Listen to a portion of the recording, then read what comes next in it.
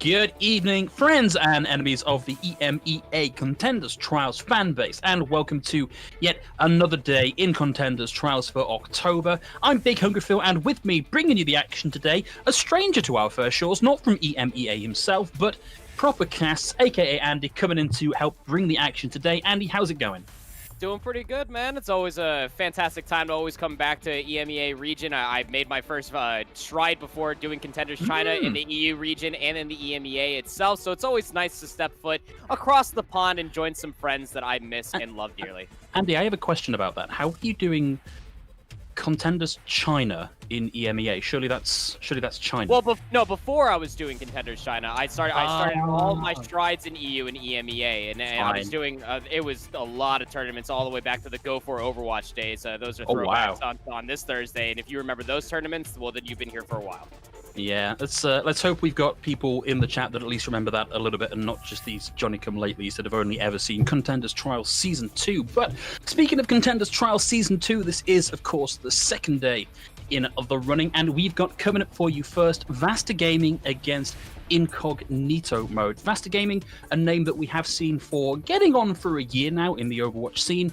Incognito, kind of a new kid on the block, but if you look down the list of players, people that we're kind of used to seeing already in other teams and other guises in the past couple of months of the Contenders season. So, Andy, thinking generally about what we've seen from our teams, what the meta is at the minute, where we're going next, what can we expect today?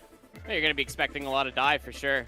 We actually got a good look of Incognito mode yesterday and their 3-0 loss versus Vox Nihili, where they were able to at least draw out Volskaya Industries, but they didn't really do too well on control. They didn't really be able to thrive in the chaos that is a multitude of areas on the map to where they can conjure a lot of eliminations in their own favor. But when you're looking at the dive tanks in Yelmo and Wicked, this is where this team's going to be able to find a lot of value. They're backed up by a strong DPS line, mostly led by Juice, a very prolific hit scan. We're going to be able to keep a close eye on them to see how many eliminations they're going to be able to find. But on the other side for VASTA, Phil, this is where things are going to get a little bit more eye-opening for me personally. I want to see how this team is going to be able to stack up together.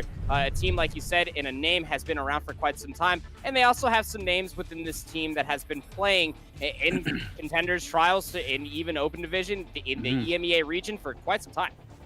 Yeah, and I want to highlight specifically two members of VASTA Gaming who have been kind of often on this roster. And when I say this roster, VASTA Gaming picked up Sauna Gaming, who were Nuriki Esports back when they had an Overwatch team. And so Snuppet and Rocket came through that and made a lot of the transition through from Nuriki to Sauna to VASTA, and then kind of went up and did their own thing. So it's great for me to see them back again. Rocket, very well known, certainly as a very strong main tank, kind of your archetypal Reinhardt player. Maybe fairer to call him a Reinhardt player than a main tank, although I'm sure he'll push back against that when he comes and watches the VOD. And Snappy, very flexible main support. Look out for him picking up the Ana today, I think. Oh, absolutely. And well, one thing that you always have to keep an eye on is WMA Aim 1. I'm sure we're going to go across with a multitude of names. Also likes to point out that they did outplay Facility Genji, though, on the Flex DPS. It's quite a claim to fame. It's quite a claim to fame. It is a claim to fame. Yeah, big if true. Huge if big, 100%. I mean, I'm interested to see what their hero pool ended up coming around, because we are seeing a lot of diversity when it comes down to the DPS pools comparatively to whichever tanks are coupling along with them. Whether you're going with the Somber Reaper, you can end up seeing a lot of different picks to come out depending on the map. Of course, we are starting off on Lijiang Tower. Control Center is going to be the first stage. I probably wouldn't expect too many long first hit scans. Maybe you could pull out the McCree, but the Sombra is definitely a viable hero pick, and I'm excited to see whether or not they pick it up. Well, now I'm looking at what we've currently got hovered over in Spawn here, and yeah, it's not always the most certain way to pick how this is going, but looking at the DPS lineups in particular of Aim1, Ido, Juice, and Kuraxu, then actually, this DPS lineup, both of these DPS lineups can work exceptionally well here, Andy. Oh, absolutely. I mean, May has always been very strong. The walls and Control Center, all the way fighting in the White Room, can just split so many targets off. The Reinhardt and Zarya are always going to be a staple, but the Junkrat, Juice is rolling out going Jay Silly. Yeah, Jay silly for the get-go here, but we'll see Ado swap over onto the Reaper here. First blood going over to Vasta Gaming with Urexu now down, and ID wants to get up close and personal. Booped away momentarily by the Lucio boop, and Juice able to find one. Nipperhog finishes himself up here, and Ido is down to a very pitiful amount of health. Has to back off a little ways to regen some and get back in, but it looks like Incognito mode have the upper hand here for now, and it's up to them to get the first cap, and they may not opt to chase down these kills. It's a lot of displacement damage that you're seeing with Juice on this Junkrat. I mean, all of those grenades, all of the mines are just able to disperse so many different members. So you see Nipperhog swap over to the D.Va, just trying to take down a lot of that, but Snappy opens up with the Coalescence. Coalescence in for Coalescence, and wall up from Aim1. Stops Orang finding too much value with that one. Big old shadow coming out from Rocket. 3 on the ground on top of it, but only 1 goes down. We'll see Nipperhog get the second, and it's a trade for a trade for a trade. Juice gets the D-Mech, finds another one with the Conk Mine. Aim1 is still up here. Point is being contested, and now we've got a numbers advantage for Incognito, and what is left of Vasta have had to back out. Juice tries to catch a couple of stragglers, but that will be where the fight breaks. VASTA does a really good job of just trying to reinitiate on the fight, but Incognito do it even better and just disengaging fully into the white room and just taking the fight where they're able to see fit. Yelmo's coming back into this mix with a Graviton Surge, is going to be able to be a lot of damage with QRX2 with a level 3 beam, can just charge right through all these targets. It's an early grab, but a Blizzard over the top, not the classic Snow Globe combo, because those are on opposite teams. 2 picks already coming through from Incognito, and they had to use the sound barrier here, but it has worked out for them because they were able to cure that fight, and now they are at 54% and climbing. They're in charge of Control Center right now. Yeah, and judging off of the ultimates that are about to be online, they could very much so make this a last fight situation for them. Juice is about to have a Riptire. You could find 1, if not 2 picks with this. This would be monumental for the success of Incognito mode to take the first stage. But with Snappy and MVP having double support ultimates, they can open this up like a can of tuna. And with Aim1 coming in on the Doomfist, powered up by the sound barrier, they can find a pick in the backline. It's an aggressive start with the sound barrier, but it buys a bit of confidence there for Aim1, who will take Urexu out of the fight. It was a long old Riptire, but eventually comes to naught. Buys a bit of space and allows Wicked to get the pick here. Rocket's now down. Yelmo at high charge, but low HP, and focus down by Snappy. And suddenly, we've got a numbers advantage here for Vasta. For Incognito, it's all down to getting this to 99-0, so they only have to win this one fight. They're still in this though, Andy. They've not given up control of the point. Aim1 into the back, can't quite connect with that final ability to secure the kill. And it means that QRXU kept all of that beam charge and starts to put it to really good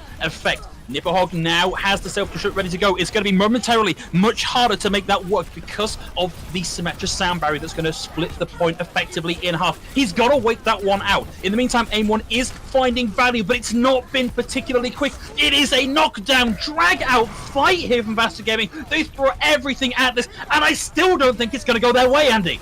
It might just not. QRX2 is back into the mix, and you have a Riptire coming in, but it's already shut down. Snappy with the Coalescence is trying to melt down targets. Nipperhog with the self-destruct, just trying to create space. Still in overtime, Phil. Yeah, got some space. They do not want to let this go. At the very least, they may lose. They're not even going to back out here. They got the grab online as well. Rocket locked up. Nipperhog out of the mech and then down. Aim1 still finding some value here, but now it's Aim1 against the entirety of Incognito, and there is only so long you can keep that going for. This has been one of the longer fights I've seen for an opening map at this level of play, and what a shadow from Wicked. Immediately down, Rocket out of the fight, but MVP living up to his namesake, still keeping this going, eventually dragged down and out by Snappy on the Moira.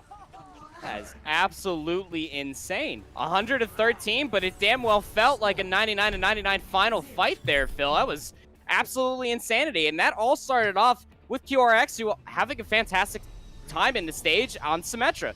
But they dropped the big wall that immediately nullified an Earth Shatter that Rocket tried dropping down, and this was all happening while Yemo was just sitting in the back, just passively building charge, finding a lot of key bubbles, whether it's on Wicked and themselves with the projected barriers. They were always at a high amount of charge, just beaming targets left, right, and center. And it's really tough as a Reaper if you're trying to full-on dive with the Hellfire shotguns, trying to find a lot of isolated picks. It may not be the case, and it's not going to be so easy when you do have a ton of healing to be able to help them out. But with the little tactical pods we're going to have ourselves here loading in towards Gardens, you're going to see a little bit of a swap up. You're already going to see a lot of Winstons on board, but just to break down Control Center a little further, Phil, and just making that fight last so much longer before we found ourselves in that overtime fight.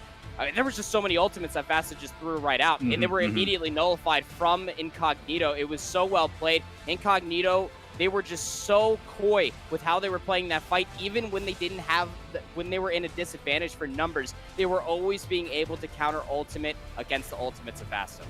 There were times there where if I was on Incognito, if I was shot calling for Incognito, I would have said, no, we're done, back out, let's just keep the ult. And I'm thinking specifically Yelmo with the grab. I thought, okay, well, they've got the grab out of this, they're fine here. But no, they just piled on it, and it worked for them because they did not give up all that much. But we are now out of gates from both teams, and it's Dive coming through, and it's Rocket going down. The Winston immediately focused down by Juice. Juice on the chase here, really wants this pick onto MVP. A huge amount of focus there, but in the meantime, Nipperhog has been able to get a couple of equalizations. In fact, Nipperhog really coming alive here on the Diva with a couple of picks. This has got to be Vasta with the first flick. And Juice also on with this Echo is going to be pretty easily targeted down. You got to think about it with it's just a simple hack to come through from aim one. Can open up a lot of pressure for them. Ido is also on this Reaper, so the front line's under a lot of pressure. You have Yelmo on the Wrecking Ball, so you're not going to have the defense matrix to help things out. It's just going to be a giant ball to be able to open up a lot of space for this upcoming fight. Oh man, Wicked, that's got to feel rough, my friend. And now they are down a main tank, but it's even Stevens as we lose Rocket here as well. Advantage arguably still here to Vasta as they will have the Coalescence online. IDO able to sustain himself a long way through that. The flip almost comes through here for Incognito mode. They will get the minefield out now. Yelmo has successfully locked up this point, but by playing at the edges of the space and just getting picks and finding value, we will see Vasta continue to hold on to the point here. Yelmo does eventually find one with the minefield, but it's right at the back end of the fight, Andy. And they've got time for the respawn to come through. Oh, absolutely. And just Garden is just such a hard map just to retake when you're going dive against dive. You really have to find a lot of key picks before you can really put yourself on the point. And you almost thought that Incognito were able to do it, but they already opened up with the nano boost, and they immediately get EMP'd. Man, that was a bit of identity theft there from aim one on the Sombra. Finds 3 kills on the back of it. MVP with yet another environmental kill to his name. Somehow finding Yelmo, who you'd like to think has a few recovery tools at his advantage. Yeah, you would think that the grapple hook would be okay, but even the hack, you got to be looking at this from aim one's perspective, looking at Yelmo. You're already the instant counter against the Wrecking Ball. Incognito are taking a different approach to this. They're going to go through the white room and try to reinitiate this with a sound barrier. Sound barrier from Sopek, and they've kind of got to start throwing stuff at this now because it's getting very close to 99-0 at this point, and they've got to find some value somewhere. Juice with the duplicate picks up the Reaper, TP's back in. He's still got 6 seconds to find somewhere to stick this duplicated Death Blossom. Pulls it out, won't find too much with it now. Back into the Echo form as a 1-for-1, tank for tank. Vasta now at 99-0 and Incognito scrabbling for space. Juice is down. Yelmo is about to come into possession of that minefield once more. Will get it off here, but it doesn't land in a place that particularly covers enough of the point to stop Vasta getting in and keeping the contest going. And IDO is here with the Death Blossom, says, no sir, this is my doorway, no coming through. I've got shotguns with your name on them, and they say no entry. 99-0 still, and we get frag after frag after frag for Vasta. Surely Incognito, without a hope of keeping this going. Oh, absolutely. I mean, for all intents and purposes, when you're looking at Gardens as a map, just think about how difficult it is just to work your way through these very small choke points. You have MVP popping off with the sound waves on the Lucio, just was almost finding a single boop off the map every single fight was initiating. You have aim1 finding key hacks, whether that's onto Yelmo or even a support in the backline. There's just so much you have to be concerned with that Juice on the Echo just wasn't able to find enough frontal damage to be able to open up a space to where Wicked and Yelmo were able to find a key dive. more importantly, Wicked, when they were going for these dives in the backline, Phil, was always either getting hacked or immediately focused down. That's where the Diva really comes into play. You need that defense matrix to keep them alive. But we are moving over towards the third and final stage of Lijiang Tower, and it looks like that Incognito aren't swapping up their tank line at all. QRX2 is staying on this Tracer, and even on the other side for VASTA, they haven't swapped up a single thing. Don't fix what ain't broke. No, it's kind of a couple of different philosophies on this one, and we're going to see VASTA relying on aim 1 to find value here with the Sombra, but running into IDO usually wouldn't work out quite so well there for Lucia, but he will find the value there. Sobek gets the pick, but DPS for DPS now, it's a 5v5. VASTA kind of have the defensive position here with Rocket and Nipperhog already on the point. Aim 1 finds the pick onto QRX whilst the brawl for the point is going on. There's a lot of damage coming through from Wicked, but there is also a lot of damage coming out onto Wicked, and MVP gets another pick here with a boop onto Yomo. And guys, if you're playing against MVP, don't stand near the edge. Yeah, just stay away from the edges, because I mean, even on Night Market, you're always going to end up finding the back end of a Soundwave. MVP is able to get a lot of good charge. They are winning out the Sound Barrier race, but Snappy with an early coalescence in this game. Yeah, early from Snappy, but a lot of people to keep focused with that one fairly narrow beam, and it can't quite do the job to keep MVP and Rocket in it, but it does enough. It does enough for the rest of the team to start to find the pigs, and now Snappy is going to get time to heal up what's left and start building towards that next coalescence. Take a look at AIM-1 in their charge. They're about to have an EMP for this next fight. Nipperhog is about to have a self-destruct. Yes, you have ultimates online for Incognito, but you hope that QRX2 can at least find a back-end support. Preferably MVP on this Lucio. To take the sound barrier out of this next fight would be influential to the success of Incognito to take this fight. If you listen closely, you can hear the sound of an Anubis there, out from Orang onto Wicked, who has the Primal Rage ready to go, but he's currently hacked and he can't get it online. And on the back of the EMP, there's 2 picks. Rocket and Nibhol getting in on the action. Yelmo's going to find IDO, but once more, too little, too late for Incognito. VASTA still very much in control here. Wicked, though, thinks he's got a way around this. Has the Primal Rage, but isn't playing anywhere near where he can get people off the edge and find those instant kills. Instead, he's just going to buy up some time and some space. Rocket now with a Primal Rage of his own, but he's away from the rest of the team. He can't soak up as much damage as he'd like to. He can't soak up as much attention as he'd like to. IDO's going to step up in his place and find at least 1 pick, and the D-duplicate onto Juice here. And VASTA still, against all odds, throwing everything at this and maintaining control of the points.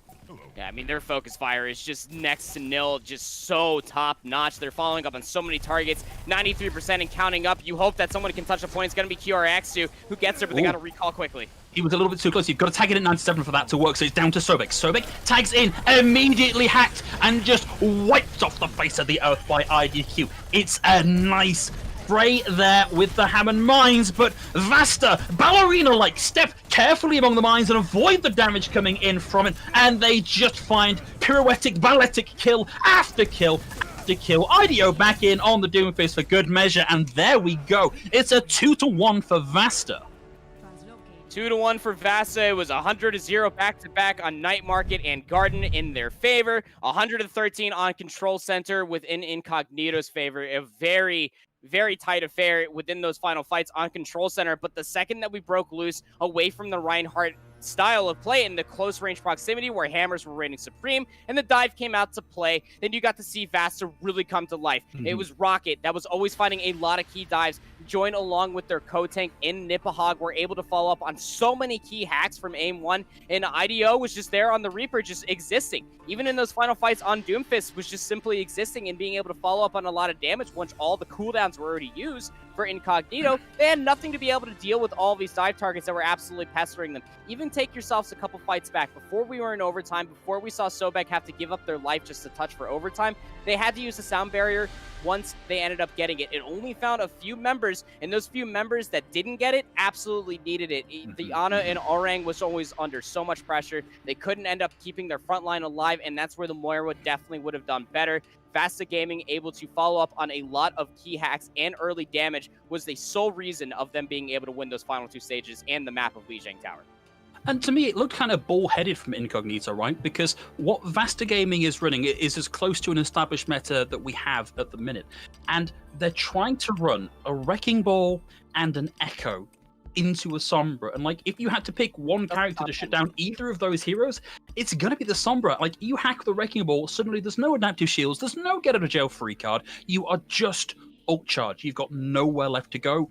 And it amazes me that they stuck on that for as long as they did. Obviously, it's something that they have, they've scrimmed, they've practiced, they think they can make it work, but on reflection, it just doesn't look like it was working out for them. So I really want to, Andy, see them do something a little bit different. And we're moving into our next map, and I kind of feel you've got to do something different here, right? There's no way you can run a Wrecking Ball effectively on this point, unless, of course, you're avoided.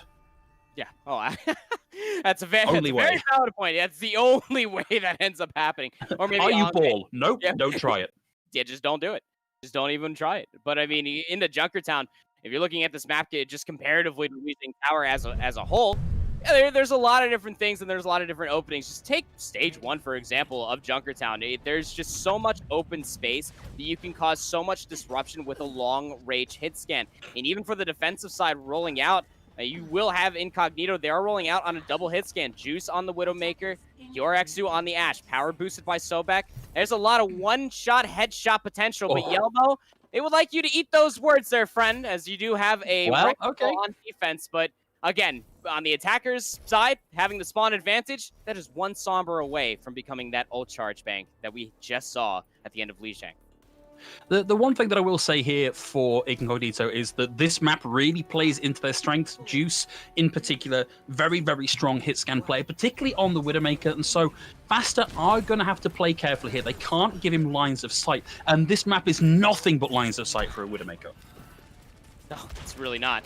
And you got to be careful of this too, but you do have a double sniper coming out for the offense and a double shield too, so they're going to be able to nullify a lot of the damage outright. You just hope that you can get enough shield break potential from all the other targets from Incognito, so these headshots and all of the shots soon to follow can come through. I'm interested to see how fast it can work their way around it. Man, Yelmo down to about 5 HP and a nightmare there.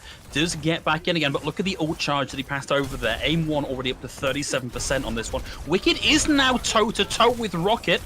They've secured a mana advantage, and that's the single to go here for Incognito. They know they've got the mana advantage, and they're now going to be looking for those combos. Yelmo with the slam in, and Juice with the headshot is going to be the combo they're looking for here, and they have managed to hold, and this is where we're going to expect this card to do the most stalling out here. Yeah, it just might. You are finding trade eliminations here. You did lose QRXU. They are going to get res back up, so that is a very good res for them. And Yelmo is also being able to chase down the support and along with aim 1 on the Hanzo. Wisely backs up because the spawn advantage in the attacker's favor. But again, like you said, aim 1 was able to find a lot of good opening ult charge for them, but QRXU is getting definitely close towards this Bob, and Yelmo's about to have the minefield. There's a lot of dispersing that is about to happen on the Incognito's favor side. Yeah, Juice now playing right the way away in the back, and aim 1 down to the dink from Juice in the back, but Snappy claps back with the long-range snipe on the Zenyatta. Res is available there for aim 1, brings him back into the fight. Yelmo with the roll-through will have the minefield ready to go. Doesn't need it just yet because QRXU and QRXU's Bob are taking VASTA to task. Absolutely. So you only use the Bob in that last fight. They're about to have a big old 5-pack of ultimates for the upcoming fight, and this is just double sniper advantage on the side for Incognito, and that's why it's the favorite side to be running double sniper. You got to be able to use the projected barrier from your Sigma of Nipahog to be able to shut down at least one while focusing down the other targets. IDO is going to be able to find QRXU, and that could be an influential elimination, you'd think, but Sobek is still able to get the resurrection off for free. Yeah, QRXU now back in the fight as well. It's another good 30 seconds where that's not available. And a little more time being burnt off the clock here because Ido has the sights up and ready. It means that Juice can't peek. Juice now has the imprecise of his own. And you will believe us, and Yada can fly right high up in the sky. There's Orang with the Transcendence. Might just keep them alive through the Dragon that came out there. Yelmo's able to find aim 1 now. Wicked being pressured. Going the Sigma 1v1, not a 1v1 we see all that often, and now he's trapped. He's trapped away from the rest of this team. Can't really use his ult just yet because he's not... Oh, no, he found a way to do it. He got the ult out. Wouldn't find the kill, but did the damage. And now Incognito are back into cleanup mode, and they look like they almost want to stagger Rocket out there. Yeah, and again, just to hit it one more time before we get into this potential last fight territory, Phil. You're working your way across this giant open land of point A of Junkertown. The snipers for the defensive side have so much free territory to break so many shields, so you have VASTA Gaming doing the wise thing. They are trying to use the terrain, and they're going to look for key dives in the backline. You have to work your way towards all these snipers, or at least maybe just one, and especially knowing that our rank doesn't have the Transcendence, knowing that you can be able to find that damage and being able to stop the res quicker. We're going to be looking for a really quick work down here from Aim1, like Aim1 and or Juice. They need a couple of picks here to... Aim1 needs to get these picks here to keep this going, but he's just not been quick enough with it, and it is all Incognito in the kill feed, Andy. Yeah, no, and they're just able to follow up on that damage. You just immediately try to go for a dive backline on Juice. What ends up happening, you have Wicked with the accretion being able to stop that. Yelmo's going to be able to counter dive that as well. A rocket immediately over towards the Wrecking Ball just to try to stall out the point and start overtime, but they're getting focused down. Man, it's a great positioning of the minefield. It makes it so hard for VASTA to come in and keep this contested, and it means that Incognito can just swarm onto the point. They've got an easy time of this. The overtime wick is ticking down. There was a tag onto the cart there from Snappy, but it's just not going to be enough with the whole weight of Incognito on the cards. Yeah, and again, on the offensive side, you were able to find a lot of good opening eliminations, but they were so far that you can't stop the resurrection from happening. The moment that QRXu or Juice went downfill, immediately space was provided by Wicked and Yelmo just pressing on forward with the Wrecking Ball and the Sigma, just being able to nullify any hope or potential for the side of VASTA Gaming to be able to stop the resurrection from happening. They did a great job of spacing themselves out, and again, it's just Junkertown 101. Double Sniper, even back when this map first came out, and it was mostly just Widowmaker and Hanzo on the map, you're just able to play out the space defensively so wonderfully. You have so many different angles that you could just be playing out, whether it's double stack cars, whether it's above the mega pack here on your left side of the screen. You're just able to find so much damage that when you're trying to answer back with double shield and you do put the projected barrier down, you do put your Orisa shield on the ground, it's going to get bursted immediately from all the different targets, whether it's the Zenyatta or the tanks or even the snipers from the defense. It's just not going to be there before you can actually work into the fight. So you have to play a little bit more passively, VASTA Gaming, play out through the terrain, and just hope that you can explode onto the cart when the fight ended up breaking loose, and just try to deal with Yelmo every single time that they were just trying to dive your backline. Now the golden checkbox of victory is in play here. Incognito, they have their win condition, and within the spawn, Juice is staying on the Widowmaker. They're staying on the same exact composition. It looks like Wicked wants to get a little frisky here. Never mind. I got you baited. They're going to go on the Sigma, but it's still a double sniper coming out from the defensive side with their double shield in play. Man, but look at what both these teams are running. They both want this insta-pick potential, and a couple of those insta-picks with how far the cart has to go here could spell disaster for VASTA on the defense. This is a heck of an angle from Juice. Won't find it just yet, but I don't think they know that he's here, and he only needs that one pick to make that work. In the meantime, though, QRXu is going to press up, and now this is where the cart is most stallable. This is where VASTA really start piling in the pressure, and IDO is going to find ways to do that. 2 picks already. Yelmo body blocks into oblivion and left for dead. That will be the hold here for VASTA, but they've got to keep this going for more than 3 minutes now. Oh, how the turns have tabled here, Phil. And what you're going to end up realizing is that the cart is in a very tough spot to be able to retake, but at least a couple eliminations will be able to help you to do so. And you just hope that Juice or QRX are going to be able to find a pick or two and be able to shut down Mercy as well. But Juice is still looking for these off angles, these one-shot potentials. They really need to come through. The Shiki angle is going to be able to be found, but can't lock down the headshot quite yet. Yeah, they found him. They found him. They know where he is. They know to watch that angle now. And that's going to be another momentary hold here for VASTA. Yelmo is still here trying to cause trouble, looking for picks, but just everybody is so good at getting out of his way. Ooh, finds the big initiation. The power driver, 500 kilos of hamster directly into your face will spell certain doom for VASTA.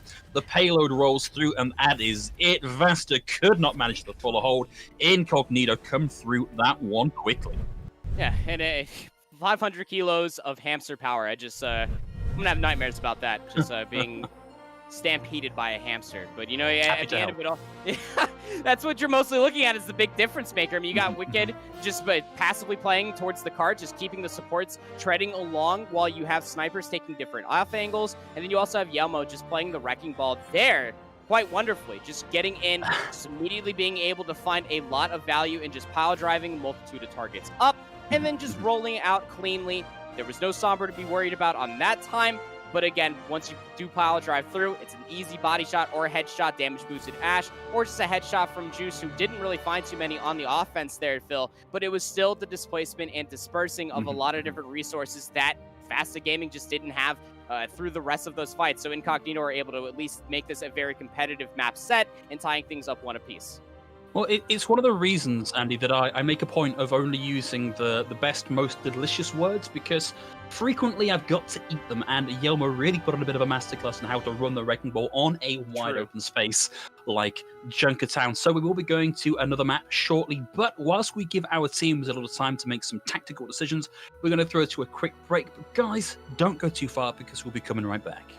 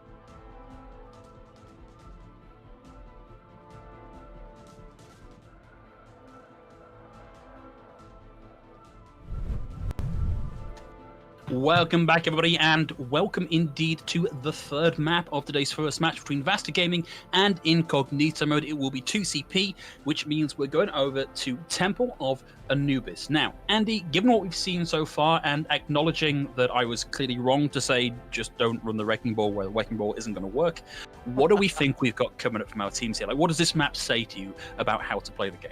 I mean, just rightly speaking, looking after the previous two stages of Control in Lijiang Tower, then looking at the Wrecking Ball being played on Junkertown as well, I would almost assume that you're probably going to see Yelmo on Wrecking Ball, my probably. friend. And, yeah, probably. And the Wicked on the Sigma, not the strongest tank duo that you would think just on paper, but they're playing it very well. They're being able to take control of the space while Yelmo is opening with a lot of good disruption in the backline for VASTA Gaming. But for VASTA Gaming, I would definitely urge them to try to run the Sombra here, considering that you're always seeing Yelmo on the Wrecking Ball, that you can work your way past the front line and being able to work your way towards the snipers, you would think that if that's going to be the play, but Incognito are actually going to go through a little bit of a swap. They do have Suyo coming in now for Juice. QRXU is still in play. And while Suyo did play a little bit of Torbjorn yesterday during that match versus Vox Nihili, and on Assault, the 2CP map of Volskaya Industries was the one that they drawed on, and that was where they were able to find a lot of value and where they looked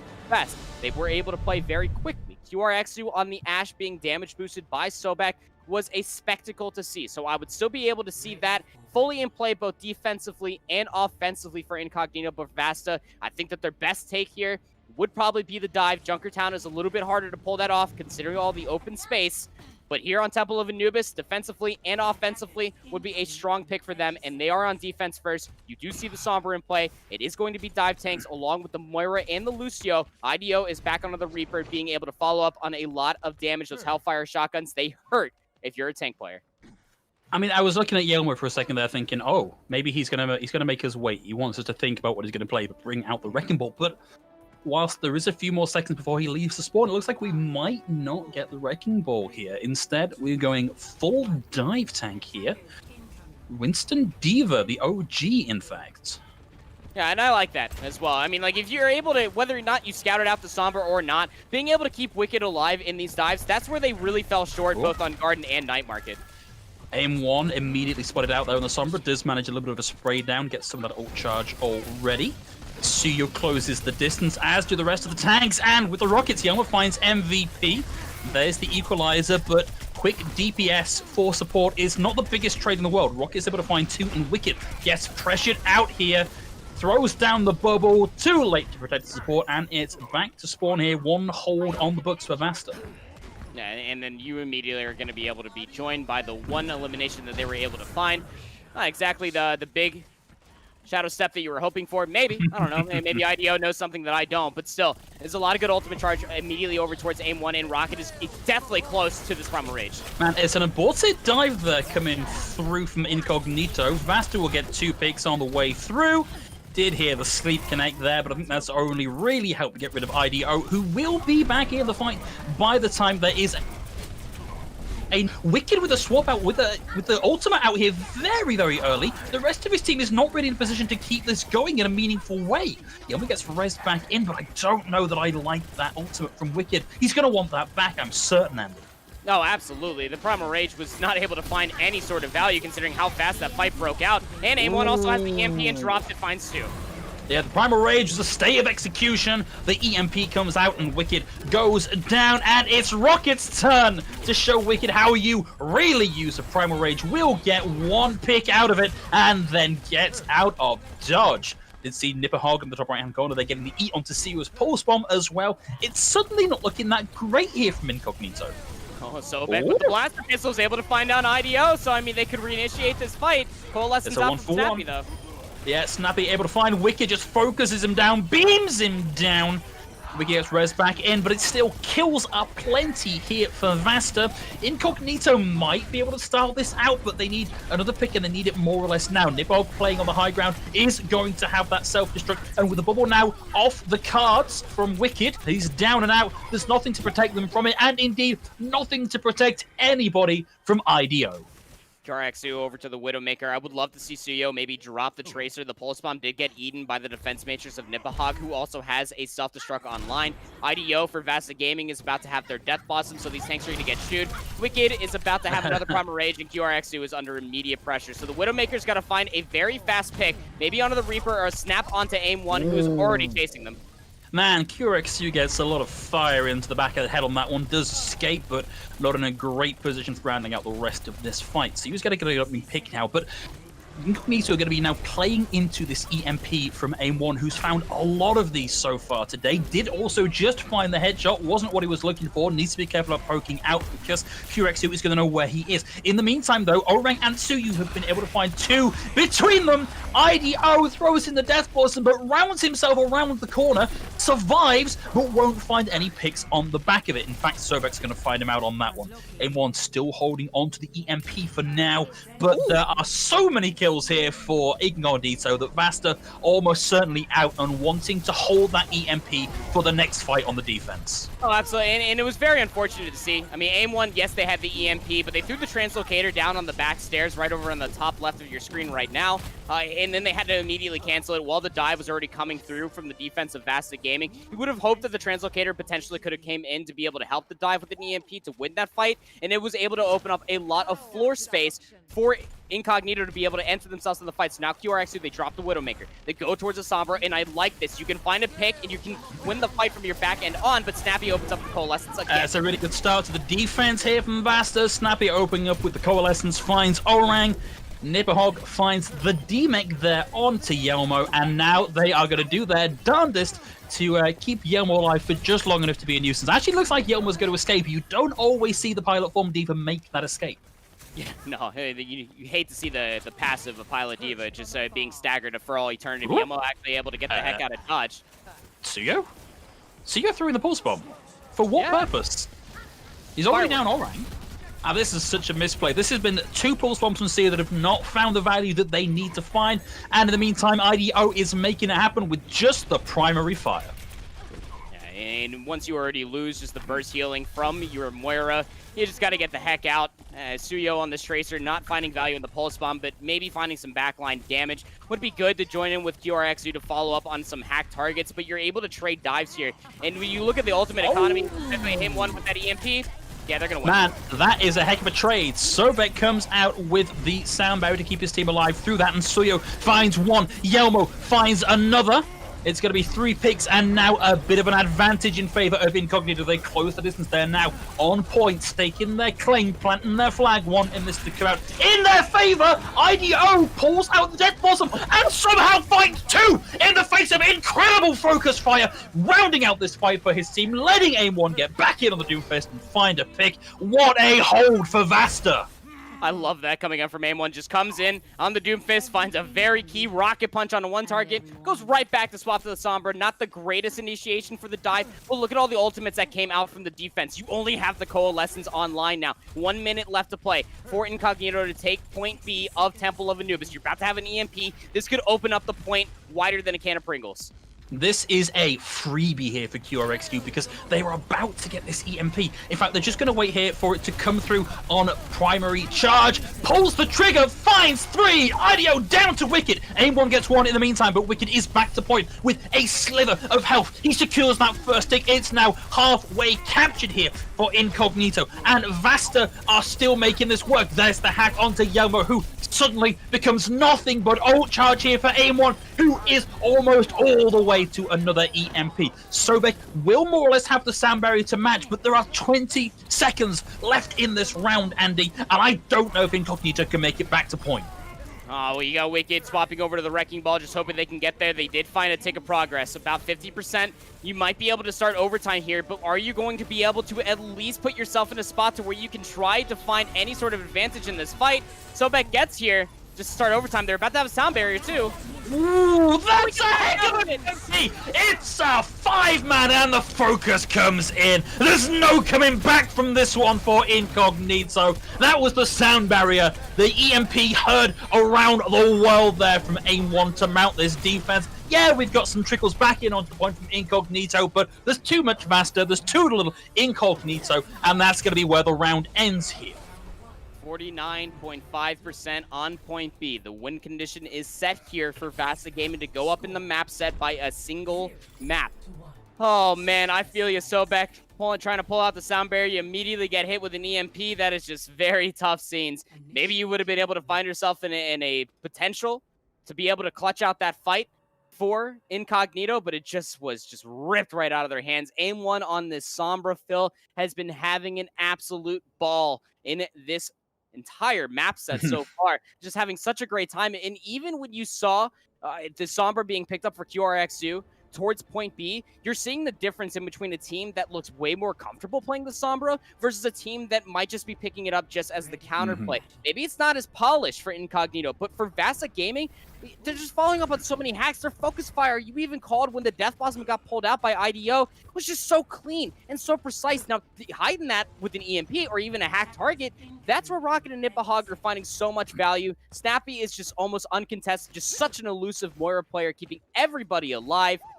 It's just such a good sight to see if you are a fan of VASTA Gaming. But Suyo on this defense is going to pull out the Torbjorn. I do love to see that. The turret, the 7th player on the roster, is fully in play now. Orang on this Ana has to be very careful. If you remember back on a few stages of control for Lijiang Tower, did not have the greatest sight, especially on Night Market. You got to keep this Ana alive to build the nano boost so that way your dives become that much more potent. We have now got a bit of a change-up for VASTA, though. Idea's going to be playing the Tracer this time. Still plenty of time to swap if needs be. There's a lot of spam coming through the choke here, which will just be attempting to find out Aim1. And it looks like Aim1 made the slip through. He's going to be able to report a huge amount of information back to his team and set up this dive properly. That's right. Yeah, and Aim1, again, just one hack away from opening things up, but the turret is going to be able to try to nullify this. VASTA Gaming, they're just stalling out, just waiting for the proper target, and they find one. There's the dive, Winston in first. Nipahog turns his attention to the turret, but in doing that, exposes Rocket to Wicked, and it's not a good trade. One turret for one main tank is not what you want to see on this one. Incognito are going to capitalize on that one. Wicked will fall here, but IDO is alone behind enemy lines, and it means that Wicked's going to be back more or less in time for this next good fight coming through from VASTA. Yeah, especially with that final elimination coming through from Aim1, so the full reset has to be there for the offense. It's not like the turret's got to walk back from Son, so Suyo just yeets it right back on top of its ledge. And again, the one thing you're looking at from a Torbjorn, it is probably one of the best anti-flanker heroes that you could possibly pick. The turret is just nullifying so much just focus that you hope that VASTA Gaming can put on towards another target. Ooh, this is going to be a rough one for VASTA because Suyo has now done enough damage to have the Molten Core online. You can see they've made the rotation up onto the high ground. Looking at the wireframes, they're backing out here. They want another line in, but all Suyo has to do is go back towards the point and just like do all over the point on this one. Stop VASTA coming back in. And that's going to make it so much harder for them to cap this. And we actually see that we've got ults now coming out from VASTA, snapping valiantly, trying to keep people alive with the Coalescence. But it's not going to happen through the damage that's coming through from Incognito and the anti-healing. And this is a really staggered fight. This is a lot of time burnt off the clock. Yeah, you were really hoping to use that Coalescence in a better place. The entire team for VASTA Gaming were just so dispersed. Some of them were already trying to jump the gun and going towards point B. They were just already dispersed because of Suyo's Molten Core. Wonderfully done by them. They essentially won that off that ultimate, but Snappy doesn't have the Coalescence for this upcoming fight. They do have the EMP, though, and so does QRXU. So it's basically whoever gets the bigger EMP off in earlier on will probably win this fight, and Orang also has the Nano Boost available to them. Well, here's the thing, though. Sobek has the sound barrier, so if Sobek survives the EMP, which it looks like he has done, like, the EMP may as well not have happened. They have still found the focus. Orang is down. That's a huge amount of healing off the table, but it hasn't mattered because Yellow and Wicked are picking up the double hit. Wicked has to hang back because he's taken a lot of flak, but he sees a bit of an opening, jumps in, finds the pick onto MVP, and that's nothing on the point so far for VASTA Gaming. Oh, Sobek dropped down incredibly low, has to stay alive, won't be able to get the Lucio Taxi, maybe just be able to get these targets back to the point as quick as possible. Orang will be here with Suyo a little bit further behind. They have another Molten Core. IDO over towards the Widowmaker. It's going to be looking for these one shots to be able to open up the pick, or the point, excuse me, wide. But still, Orang with the Nano Boost very early on is just going to immediately jump on Ido's face. Oh, right away into the back line. That's the last thing you want to see as you're trying to close the distance through that point. QRXU is going to find the pick onto IDO, and at 40 seconds, it means that really, VASTA Gaming, they have to get out. But Incognito probably don't want to let them on this one. They see them tracked up in the dark room around that mega health pack. They know that it's a 5v6, and they know that they've got to cross the Molten Core one more time to get through that. Won't see any picks out of it just yet, but does a lot of body damage on the way through. But speaking of body damage, Suyo fully bodied there by IDO and knocked out of the fight. Rocket finds the second. Orang's going to go down here as well. And in the final few seconds of the fight, VASTA Gaming may have just done enough to keep this going. KRXU is now down, and he did have the EMP. That's now going to have to wait until the defense, because it's looking like VASTA Gaming are going to cap. Yeah, they will be able to capture point A, absolutely will. And the Nano Boost on towards IDO. Maybe you can chalk it up. We found a good elimination, but you were hoping that you could use that Nano Boost while the fight was actually breaking loose on the point. Very unfortunate circumstances, but now just 49.6% away from winning out Temple of Anubis. They swap over towards a Reinhardt to couple along with the D.Va. A1 has an EMP available, and IDO's back over towards the Reaper. They don't have any support ultimates online, and Sobek is about to have that sound barrier. They need to charge this quickly, Phil, to counter off the EMP, but A1's already back here and is already fishing for it. He sees where they are, sees that he's got Sobek in his sights, pulls the trigger. There was no sound barrier for Sobek, but we do see the anti-EMP come through as well. QRXU pulls his off, and so far that's been the big one because Rocket is now down. Wicket deploys the bubble, keeps what's left of his team there, and the dive back out secures this hold here for Incognito. And VASTA just lost their best fight-winning tool because they went in without anything to combo. Yeah, you feel good about that if you are the defensive Incognito. You won that just off the EMP alone. You're about to have tank ultimates. You have support ultimates. The only thing you don't have online is the EMP. So once this fight actually breaks loose, you hope that you can stay grouped together for VASTA Gaming. So that way it's snappy with this coalescence can keep you alive, and you can help Rocket just charge on forward with the Rocket Hammer on the Reinhardt to be able to cleave and carve so much damage into Incognito. Speaking of cleaving and carving, Wicked there catches a lot of VASTA as they come through. Didn't need the ult charge, but gave him a bit of tickle for good measure anyway. Will have the Primal Rage, jumps in, receives the Nano, finds MVP straight away. Now looking to focus down Snappy, who cannot, with the Coalescence of fade out of the way. However, by giving a lot of focus over towards that one support, he's given over a lot of space to the rest of VASTA to start to close the distance. IDO is finding picks, and he's very close now to having that Death Blossom online, ready to go, but Yelba was so big between them. Mighty does appear to secure the hold for Incognito, and that's not even 1/3 of a tick gained for VASTA. And it was actually a really great coupling of the double tank ultimates between Wicked and Yelma on the defense for Incognito. He dropped the self-destruct right in the doorway towards Dark, and then the Primal Rage won't allow you to escape fully, and then Snappy had nowhere to go. Very unfortunate for them. But now you find ourselves in a last fight territory where you have to get this 50% more or less for VASTA Gaming to win this map, or Incognito, where it's going to go up one map against their adversaries, but they have a lot of ultimates, VASTA Gaming. The only thing they're not about to have online in this upcoming fight potentially would be the Earth Shadow, but Rocket does find a very good Fire Strike, so they're about to have that one online. Defensively, though, you hope QRXU can find a massive EMP to be able to shut down all these ultimates. MVP cannot get hit by this. The sound barrier is their win condition, Phil. Oh man, that's the EMP out first from AIM1, only finds 2, but IDO pulls the cord, brings out the Death Blossom, finds Suyo, and Rocket is there to swing through the chunky bits of Incognito that are left. And that's going to be VASTA with a run through 2-1 in their favor, Andy, as we move to match points. Yep. Will be match point here for VASTA, and they were able to play out that last fight so wonderfully. MVP, the 5-head Lucio for VASTA Gaming, being able to recognize that QRXU was the only one that didn't use an ultimate in that previous fight, had the EMP online. So they hang back in Dark, they wait for the entire fight to break loose, and then the EMP comes through for QRXU, immediately drops the beat, and is able to keep their entire team sustained, while IDO just charges on forward, does a little breakdance on point with the Death Blossom, was able to shut that entire fight down. The ultimate advantage was heavily in the favor for VASTA Gaming within those final moments of Temple of Anubis, but Incognito, their only win condition was that EMP, which only found, I believe it was 2, if not 3 members. Once you're on that point, you look at targets such as Rocket on the Reinhardt, the D.Va. There's just so much frontal damage to couple along with the Death Blossom from IDO. It's just so hard to shut down unless you stop that Death Blossom in its tracks with the EMP, which QRXU unfortunately could not do. I kind of want to talk a little more about MVP, because typically the Lucio is where you often have your best shot caller and your ult tracker. Yeah. And as well as doing all that, as well as having the sound barrier up and ready to go to protect for the EMP, which he did more often than not, you and I, Andy, got to see the stat card for that round. MVP, 28 elims, 54% kill participation. This guy is doing so much for VASTA Gaming, and like, Sobek is no slouch. Like, I've followed Sobek for a little while now, and like, I know that he can play and play well, but MVP is really living up to his namesake here. Oh, absolutely. And it's just so stressful being a Lucio player, right? Especially in this meta where it's a heavily contested around dive and fast-paced engagements. But it brings it back to a point that I was talking about at the beginning of Temple of Anubis. Just think about the focus fire all the way through and through these fights for VASTA. That also comes down to the Lucio.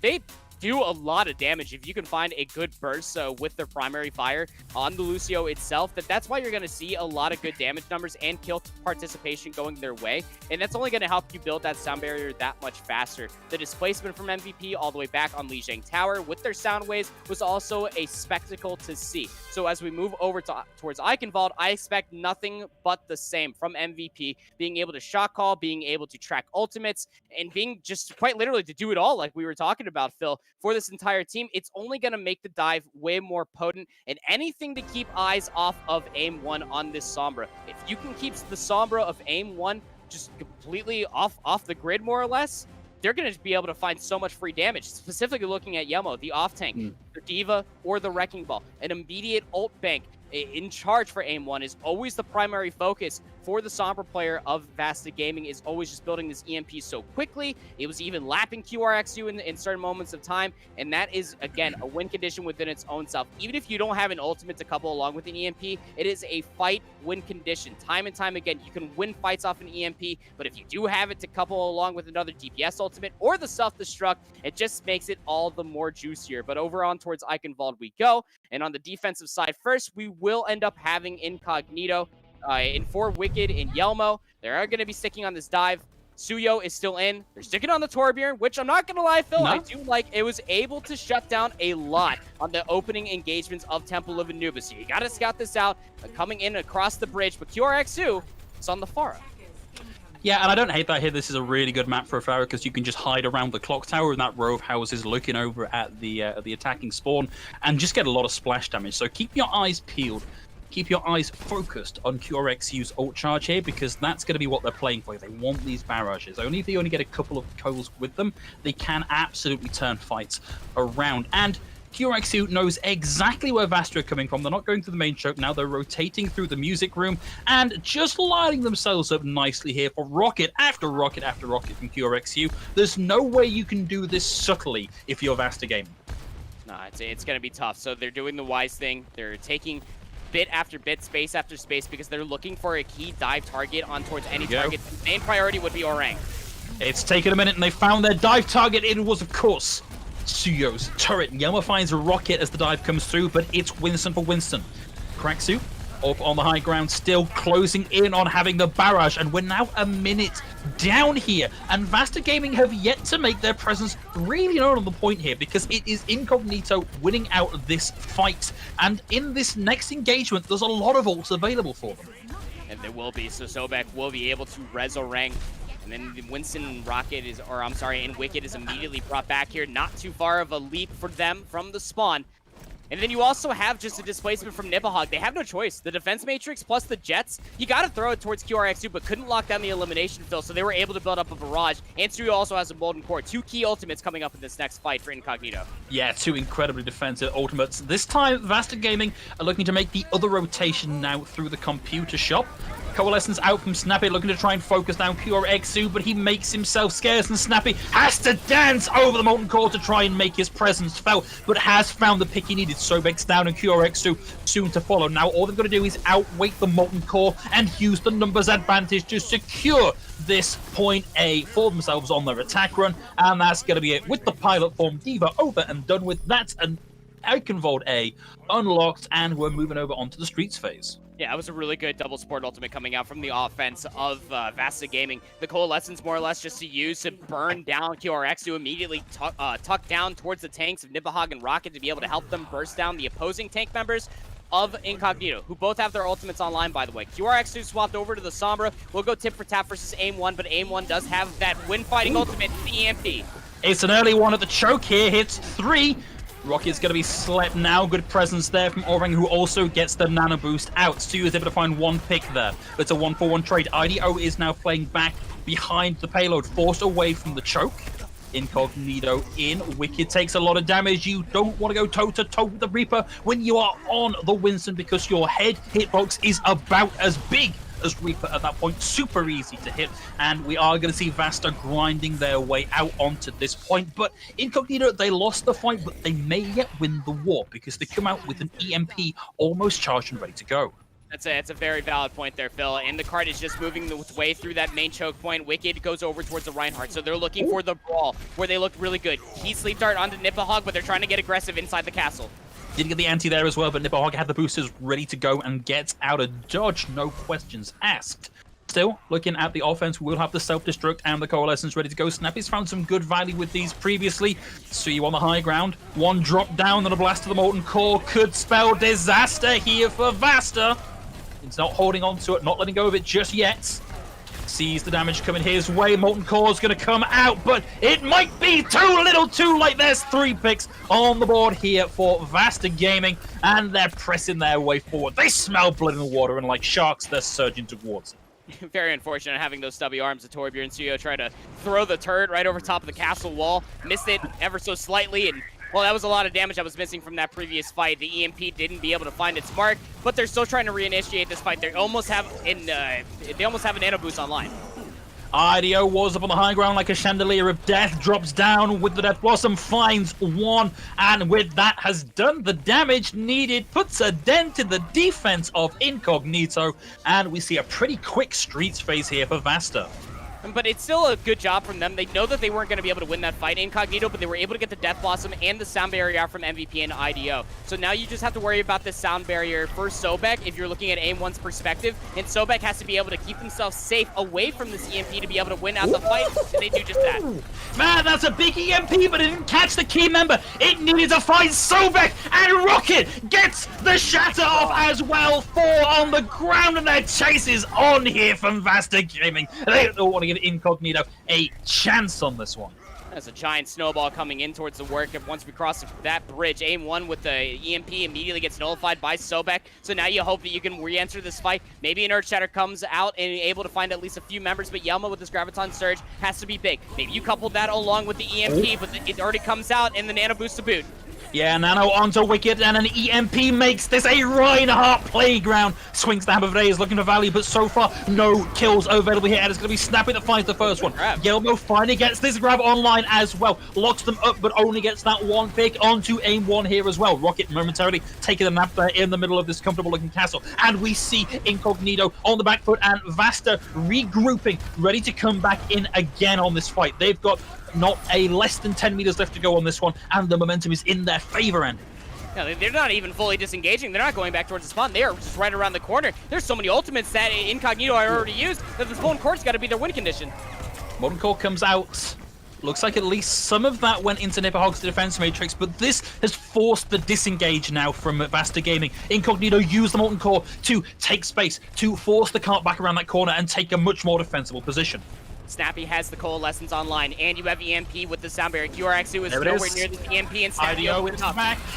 Pulls the trigger once more. There's the Death Blossom. A lot of that went into the waiting defense bubble there from Yelmo. Will find picks there. 2 coming online for Incognito on the defense. Suyo's turret getting in on the action here as well. And it was a good play from VASTA, but it just didn't work out.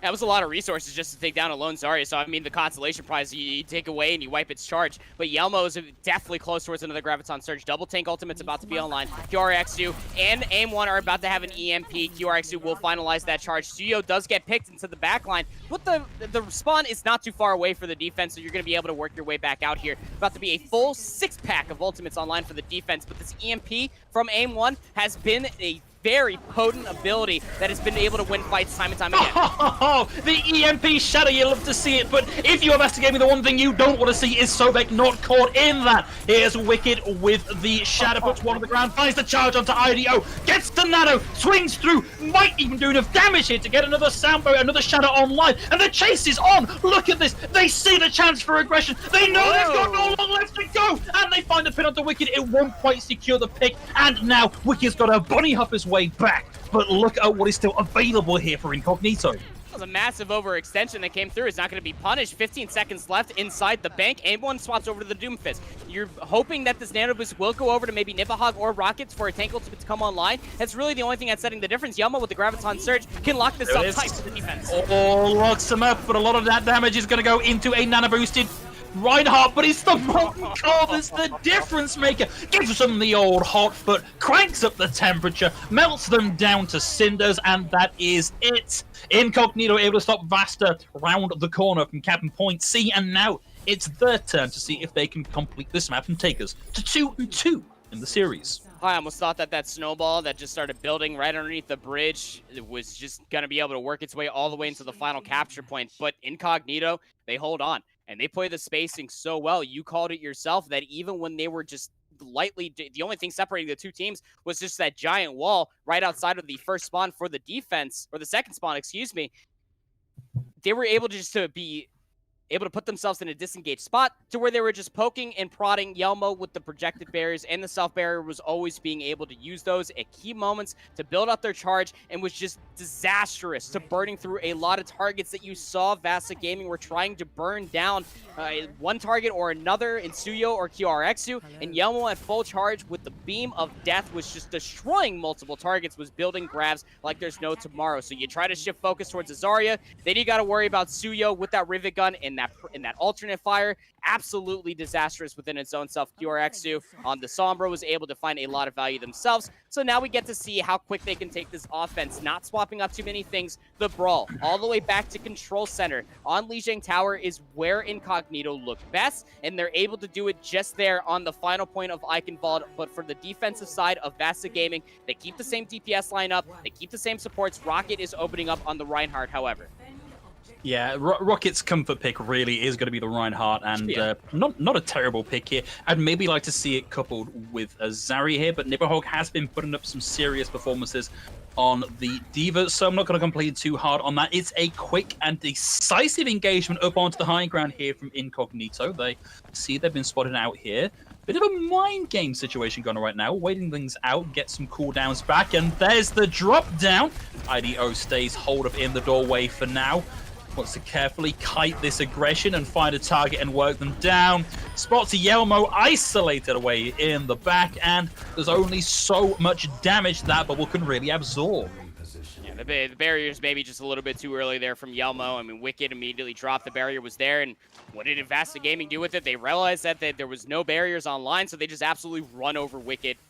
Aim 1 was just uncontested in the back. It's already halfway towards an EMP, but most importantly, look at Snappy's ult charge. You're going to have a Coalescence really early here, Phil. And if you're not scouting this out, you can't shut this down, more or less just keep yourself safe from it, well, it's just going to be a teamfight victory within its own self. I mean, the thing is, like, there's basically nothing you can do to get out of the way of the Coalescence. Reinhardt for Reinhardt early on in the fight, though. Probably still slightly favors Vasta here, particularly with Snappy's ultimate just online as well. MVP deals with the turret, and Aim 1 forced back away from the fight. Now, the walk back is going to be that little bit quicker here for the offense than the defense, and that might have been a case of Sombra's passing in the night there. But Aim 1 has the EMP ready to go, scouts out the angles, gets the numbers in line, and finds 3. Won't find any kills on the back of it just yet. In fact, this is Incognito Gaming finding the value on the back of Aim 1's EMP. Huge amount of charge available here for Yelmo, and that is going to be it. That's not how you want those EMPs to work out. No, not even a little bit. You trade EMP for Nano Boost, and you lost the fight? That's just so troublesome. I mean, yeah, you didn't have the Reinhardt immediately to try to carve through all of the damage that you were hoping to be able to find.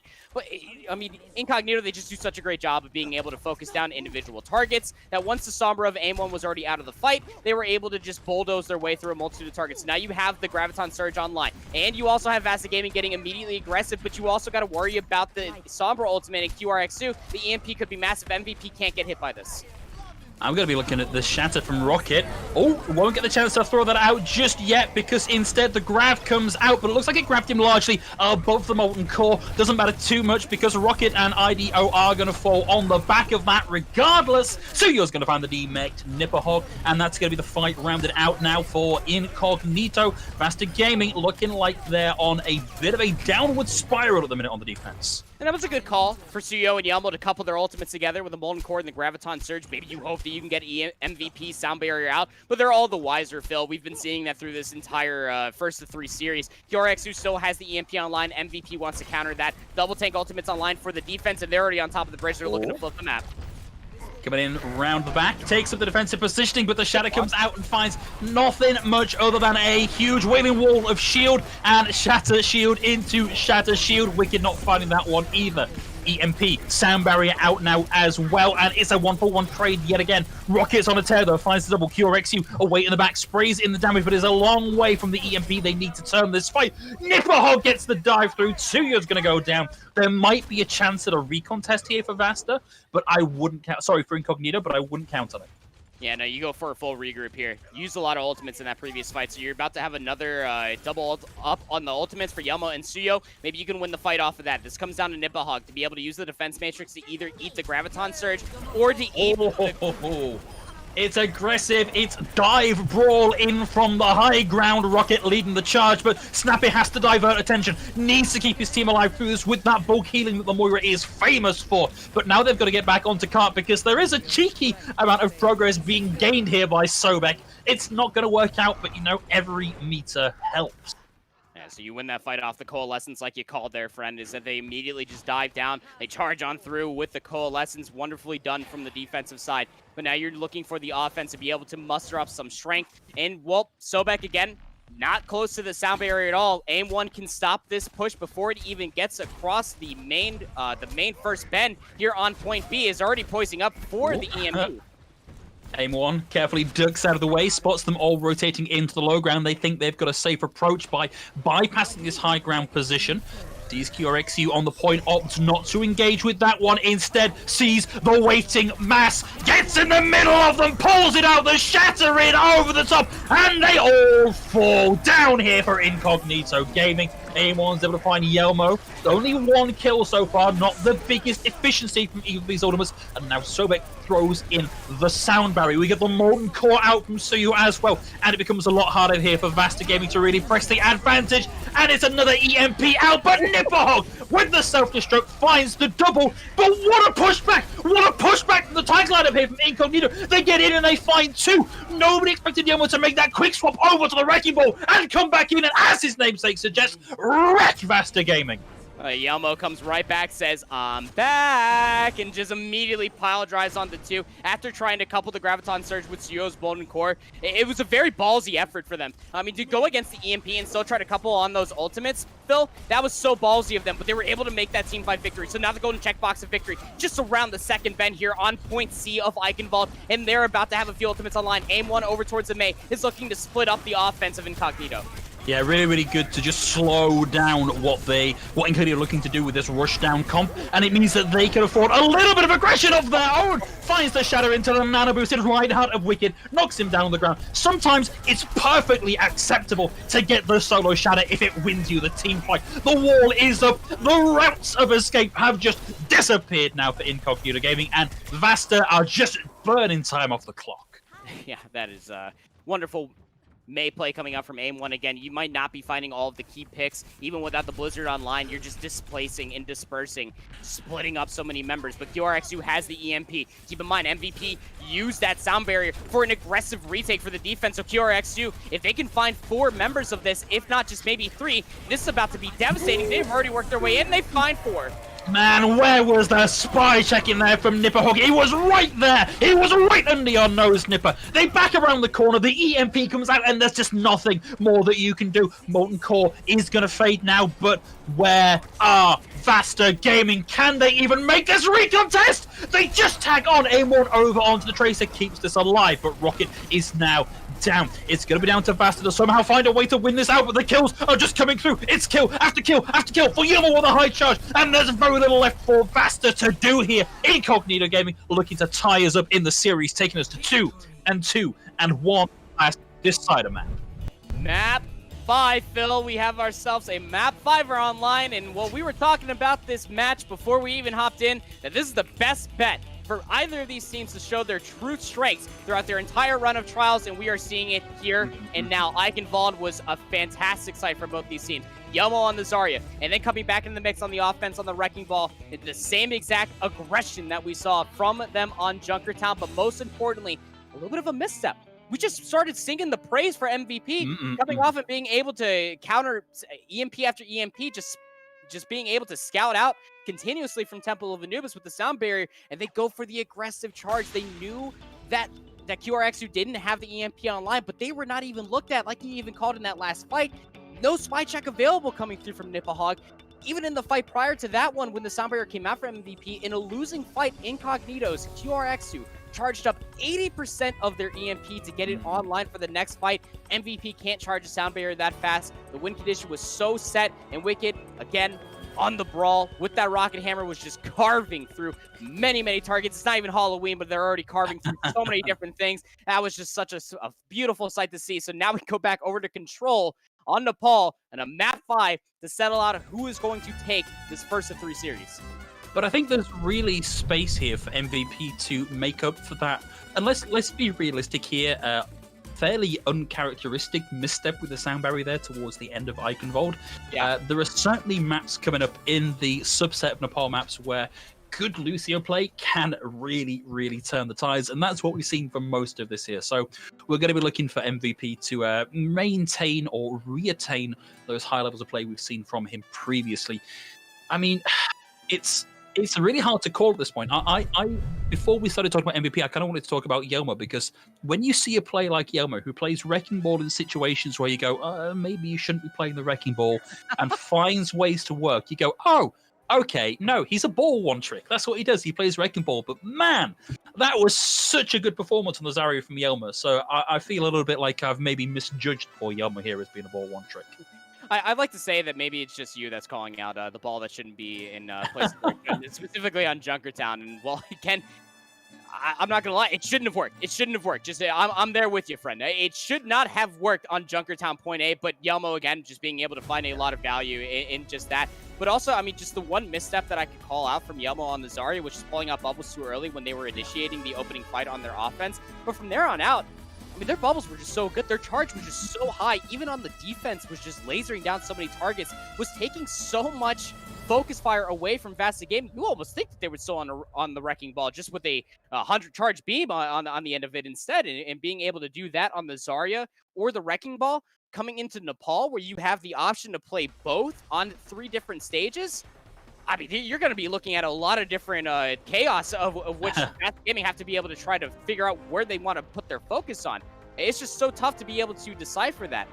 Even for AIM1, who is clearly coming out on top of the Somber 1v1, in my opinion, is still able to at least lose these fights because of the tanks from Wicked and Yelmo being able to create so much space so that way their DPS and supports can continue to focus down a multitude of targets and being able to pull resources out from VASTA.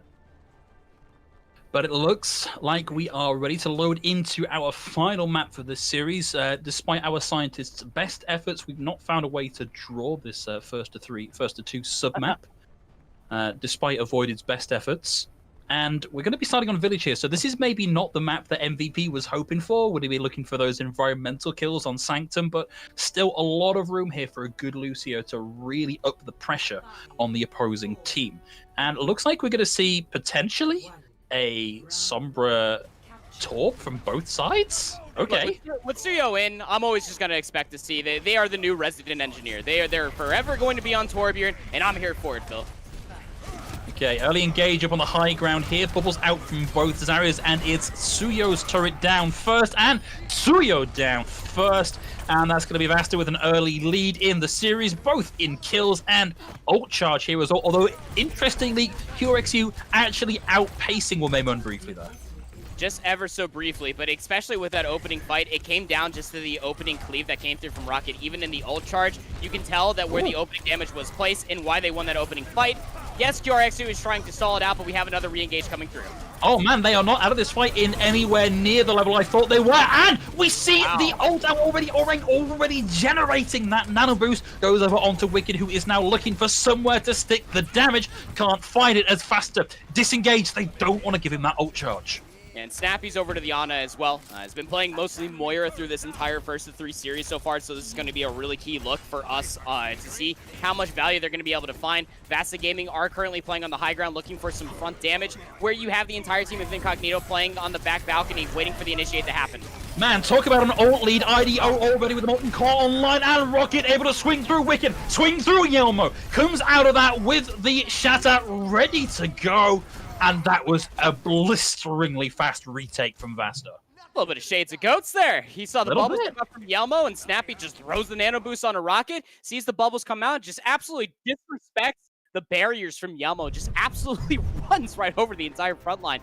That's just so devastating to see. Most importantly, IDO was actually outpacing Studio for that Molten Core. That entire initiation was on the back end of just 2 ultimates, whether it was the Nano Boost and the Molten Core. So during this tactical pause that we have here, it is currently 25% just 10%. A lot of Blitzkrieg fights happening here on Village, our first stage of the final map in this first of 3 series in between Incognito and VASTA. But for this reinitiation that's going to come through, even just looking at some of the ults online, I'll let you all know before we hop back into the game for you.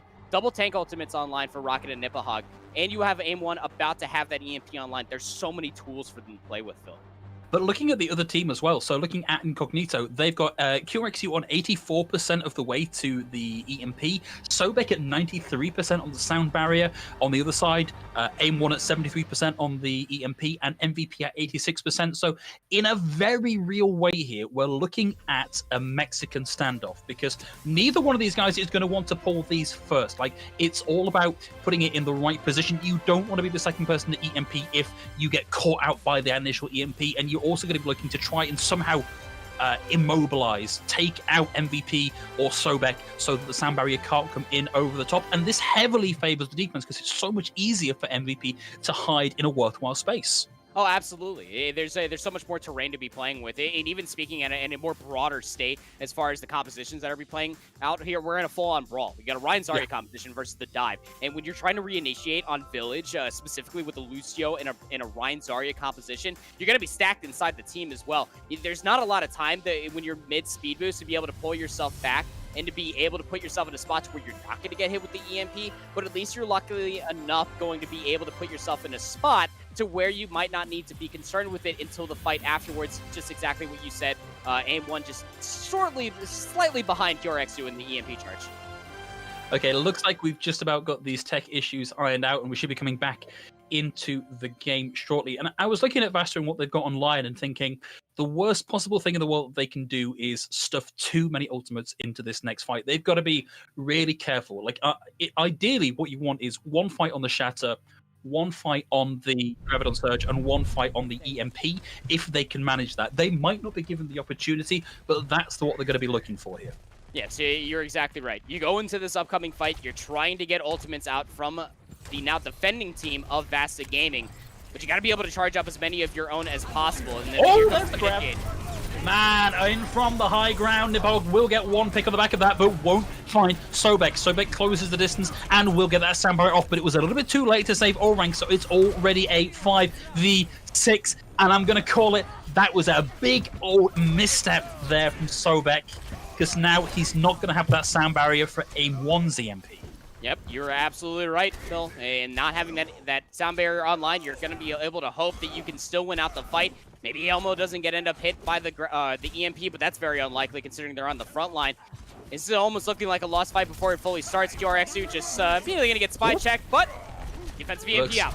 Yeah, EMP out, and you can't ask for much more in terms of value. 2 picks on the turret, and a lot of charge here for Nipahog as well. Already nearly 60% of the way to another grab. Yeah, they've been at plus 70% charge within the projected barrier, or the projected barriers being able to keep them at high charge this entire time, Phil. So they're going to be able to charge this Graviton Surge quickly. Yelmo and Wicked they do have their tank ultimates online, and here comes Orang with the Nano Boost. There's the Graviton Surge out, and it's the classic combo from Incognito with the Molten Core in over the top, but there's no kills coming out from it here. It's going to be IDO that gets the first one. They have managed to get to the point and get the flip. Shatter comes out over the top of the Molten Core just as VASTA had moved away from the Molten Core, and now it's IDO with the pushback. They've already lost Orang, and that's going to be it. EMP out, but too little, too late from QRXU. They're going to get the flip here, and it's an 89-40 here for VASTA. They're looking for last fight territory. Incognito. Orang over to the Moira, just trying to get a little bit more self-sustained to keep themselves alive in this fight. Last fight territory online. Yelmo over towards the Wrecking Ball. Might be able to start off for overtime. But, I mean, AIM1, they're going to realize this, and they're going to look like an ult bank. Yeah, tags in at 98% and keeps that overtime going. There's the Shatter, locks Wicked off the point, and the focus comes through from Nipahog, who's got the charge and got the ult ready to go. Watch this one come out just to lock the last couple of people off the point or secure some kills in the back of it. That's Yelmo down. That's going to be Tsuya's turret down, Sobek down. Won't even need the Graviton Surge, 100 to 43, and we are one sub-map away from a 3-2 victory for VASTA. Yep, one more stage separating VASTA to be able to win out this first of 3 series. Going to be looking for a reverse stage sweep here if you are Incognito. Got a little bit of taste of their own medicine there. IDO on that Torbjorn was just mildly uncontested the entire time. The turret was just layering in so much damage, and it's just so troublesome. You can't put QRXU to try to deal with that. They're going to get immediately bursted down by the turret itself, that you almost hope that you did have a Diva. That Sobek or Orang can be able to lock down a little bit of damage at a time to pepper down the turret to get it out of the fight. But it was in just such a key spot on the top right over top of where the opening fight started out. But now we go over towards Sanctum. And this is going to be MVT's feeding ground. And no big changes on the side for VASTA. But on the other side for Incognito, Yelmo's back on the Wrecking Ball. Wicked will join them in the dive. They're on the Winston, and QRXU is on the Tracer. Yeah, great map for it, and a little bit of additional speed here for Incognito with QRXU getting that initial TP out, but they've not really used it to press the advantage, because it's going to be both teams now playing across the bridge from one another. They send QXRU to try and pressure AIM-1 away in the back, but so far, neither team really committing into this. AIM-1 spies out the turret, gets some info for the team, gets booped, and just TP's right back out again. Bit of a yo-yo effect there on that one. Rocket's facing a little bit of pressure, needs to be careful because we will see Yelmo roll through. Won't get the knockoff thanks to the passive coming through from the Reinhardt, stops him being moved quite so far. And again, another very tradey fight here, looking for one more kill for VASTA Gaming to secure their position on the first cap. They're not being given it for free. The Yelmo tags back in to keep it going. IDO plays away in the back, but receives the Winston to the head to knock him out of the fight. That's surely got to be enough picks now for Incognito to get themselves back in. Wicked tags back over. They force Rocket off the point, and now we're going to see the first tag come through from Incognito. Yeah, a great stalled out fight coming through. Just trading off die target after die target. QRXU also found a very key pulse bomb on the MVP to be able to take out their disengage and then reinitiate with the Lucio amp it out. AIM-1, however, has built up an entire EMP. Sobek nowhere near a sound barrier, so this EMP is about to be rather potent in the upcoming fight. Yelmo is about to have a minefield. It's going to be looking for the disruption in the back. It's already meeting them at face value.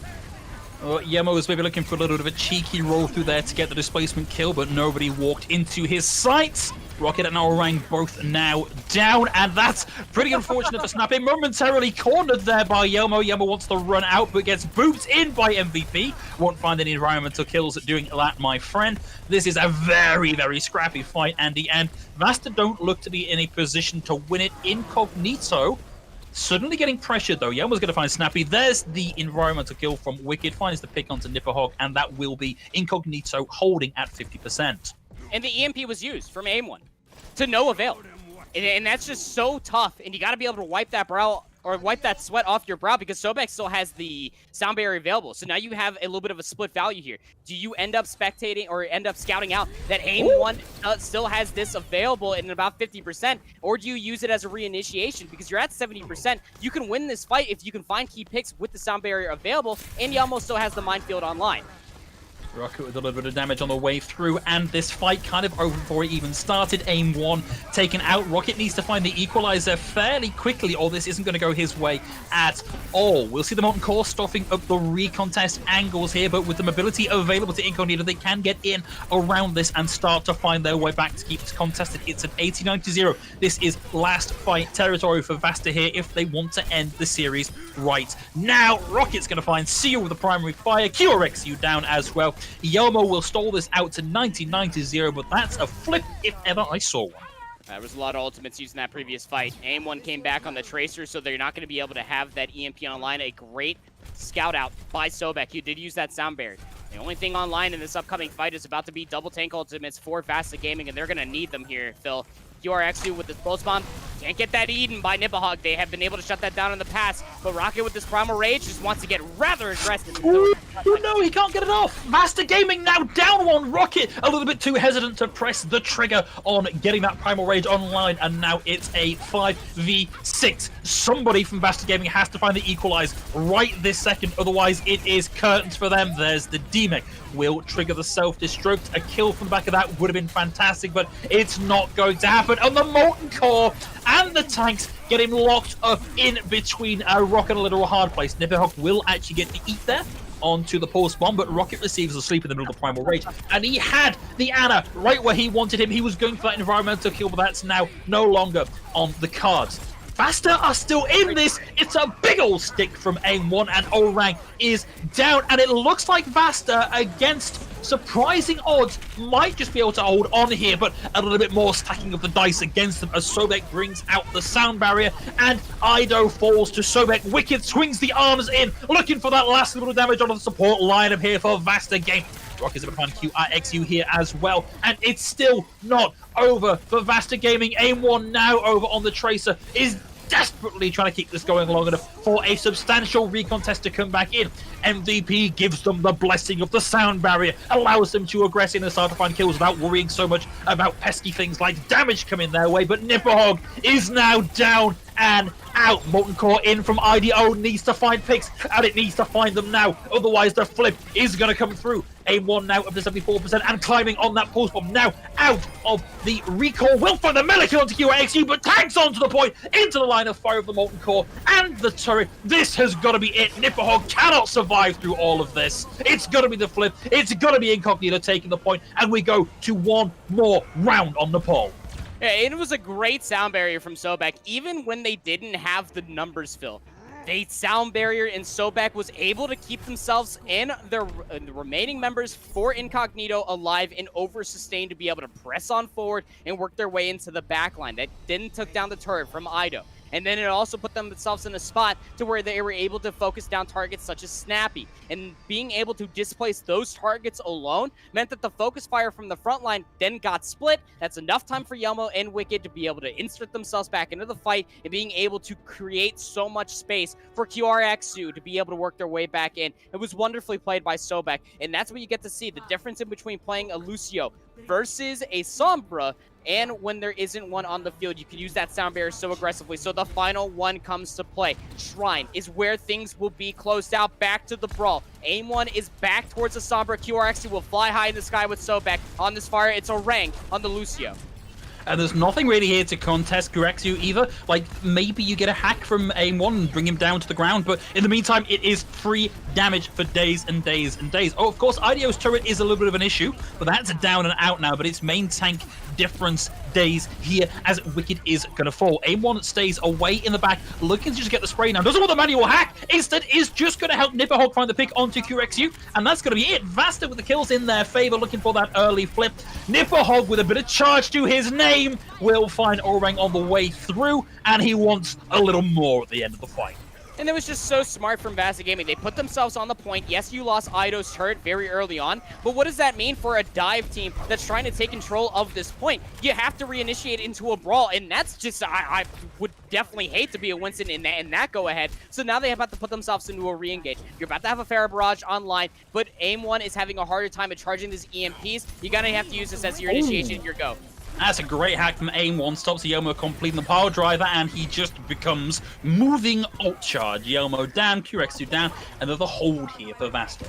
Yeah, and VASTA Gaming, again, they just back up to the point. They let the dive come to them. They only use the nano boost from Snappy that time around. They're about to have the sound barrier online, potentially for the Farah Barrage, or even when the fight starts breaking out.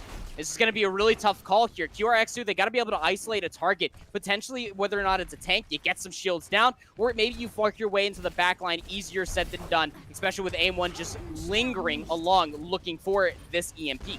That's right, and of course you've got to come and play in this enclosed space where the EMP is going to hit for pretty much everybody, and that's QRXU grounded for now, has the barrage, and just gets slipped right as he tries to pull the trigger. In the meantime, though, as the focus was on QRXU, it's allowed Suyu to get in onto the back and find the pig there onto Snappy, and it's looking good for a recontest here. No. Of course, not going to happen if Yelmo gets stunned, slammed, charged, pinned into a tiny grease stain against that column, but they have managed the flip. There are still ults available here for VASTA, but they gave up that control of the point, and now they're not in a position to retake it just yet.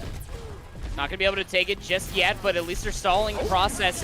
But the Graviton surge up in the air. That's unfortunate, but what a barrage from QRXU. The Graviton was there to try and stop that happening, but all it did was stabilize QRXU in the air. Like, didn't have to worry about maintaining his presence. He was just glued to the wall and gunning for them. And AIM1 used the EMP the fight prior, so you're able to use Orang Sound Barrier to keep them alive and over-sustain during that Graviton Surge was a great use of that ability from Incognito. Now you have a Primal Rage online. You're going to be able to hope that you can work your way to the back line. Snappy had moved their way over to the Moira a little bit of time ago. Ido has to find a big golden core, which is easier said than done. Yeah, I mean, look at how easily almost everybody on Incognito can get out of the way of a Molten Core. You want to be fighting on the defense, you want to be stopping them getting in and getting point presence. It's not a good retake tool. And Incognito are climbing up in control of the point here. They're going to very quickly be matching VASTA for control. This might be able to do so, but Wicked, with a very early dive, taking down the main tank is good. Oh man, this has already been a great defense from Incognito. Wicked will fall here, but QRXU is still up. He's such a threat, and he's not being countered in a meaningful way here. Niphog with a dive up. You know, just as I say, the focus comes through. Niphog and AIM1 take him out with a bit of focus fire. Wicked gets brought back into the fight, but momentarily things are starting to look up here for VASTA. AIM1 with the EMP finds 2, stops Yelmo from generating that last bit of 1% ult charge. He may be alive, but we're only going to see them try and round this out to get it to 99. It's not going to happen. The flip is going to be here for VASTA. Yeah, and after Nipahog didn't find a very good Graviton Surge, they immediately swapped over to the Diva. We called that out immediately once we moved over towards this final stage of Nepal. With the defense matrix and the flight ability, you saw it happen on Eichenwalde, and you're seeing it happen here again. Nipahog is going to be that one player that is going to be able to take the focus away from QRXU and immediately disperse him, who does have the Pharaoh Barrage, but you're not going to be able to get that off cleanly enough. The Graviton Surge won't be there, but a Diva in your face, yeah, I'm not going to be able to pull that trigger anytime soon.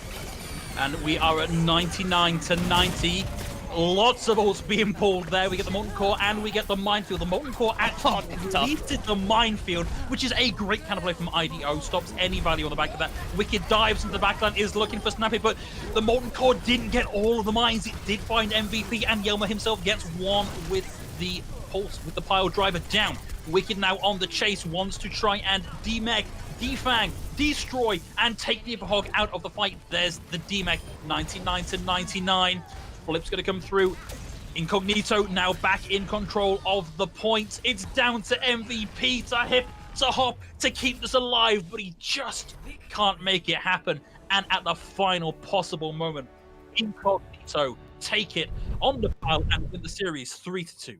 And that last fight was just so well took. I mean, yes, for QRXU, that was coming back in on the far, they didn't find a barrage at all. They immediately got hacked out of it. But still, where did all that focus fire go away from VASTA Gaming? It was immediately shifted the focus over towards QRXU on the Pharah and towards Sobek on the Mercy. And while that was all happening, you had Wicked and Yelmo just diving into the backline, displacing and disrupting so much for VASTA Gaming that they couldn't be able to reinitiate themselves all around the Molten Core that was around the point. AIM1 was left at about 70% to the EMP. Just 70%, and in those final moments was left at 85%. The focus fire for Incognito to stop AIM1 from finalizing that charge on the EMP was the best condition that we have seen throughout the entirety of all 6 control stages that we saw here today, because AIM1 on that Sombra early on Lijiang Tower was a menace. AIM1 every single time that they were on that Sombra was an absolute terror. But then in that final moment, Phil, in those final moments on Shrine of Nepal, we got to see the shift of focus for Incognito, and it played so well in their favor. Well, Incognito kind of picked up what I like to think of as the avoided octopus, like the way avoided play, and I will stop banging on about them at some point, but is they never give you one thing to focus on. You've always got at least 2, sometimes 3, maybe as many as 6, and yes, I know that's not enough arms for an octopus, but I like the metaphor, so bear with me. And so you can't just, like the comp that VASTA were running relies on focus fire, like hack a target, take them out, GG, go next, win the 5v6, but because there's threats coming from every angle from Incognito, there's just really nowhere that VASTA can properly focus that down. And in the end, that's what their undoing was on Nepal. Yeah, very tough scene for them. Absolutely the case. But I believe that we actually have an interview. And it's going to be Suyo that is working their way in for a quick little interview with us here, Phil. Indeed. Suyo, congratulations. How are you feeling? I feel pretty well. I am proud of my team and very good opponent. Yeah, it was a very close match. I mean, it really couldn't have gone much closer or to many more maps. What sort of preparation did you do looking at VASTA, knowing they were your opponent today? We played, at the beginning, we played a lot of meta, like Reaper Sombra, I mean. And we are not really good on the meta, so we switch on the Torb Sombra after, and it's worked pretty well. I did wonder if the Torb coming out was just because like you'd found success with that, or because you just really enjoy playing Torb. We played against Vasta and Screams, and they were playing this comp, so we just copied them. And it's worked pretty well because I play a lot of Torb, so that's good for us. I mean, having the 7th member on the team with the turret is really good against any sort of dive team. That's for certain. But I mean, walk me through some of the decisions that were coming through. There were a lot of fights, specifically on Eichenwalde and even on Nepal, that you all were down in ultimates. Was it a lot of chaos that it started to ensue, not in your favor, or were you guys be able to collect yourself and being able to realize the ultimates that were aligned for the enemy team to be able to win that outright with just your raw abilities?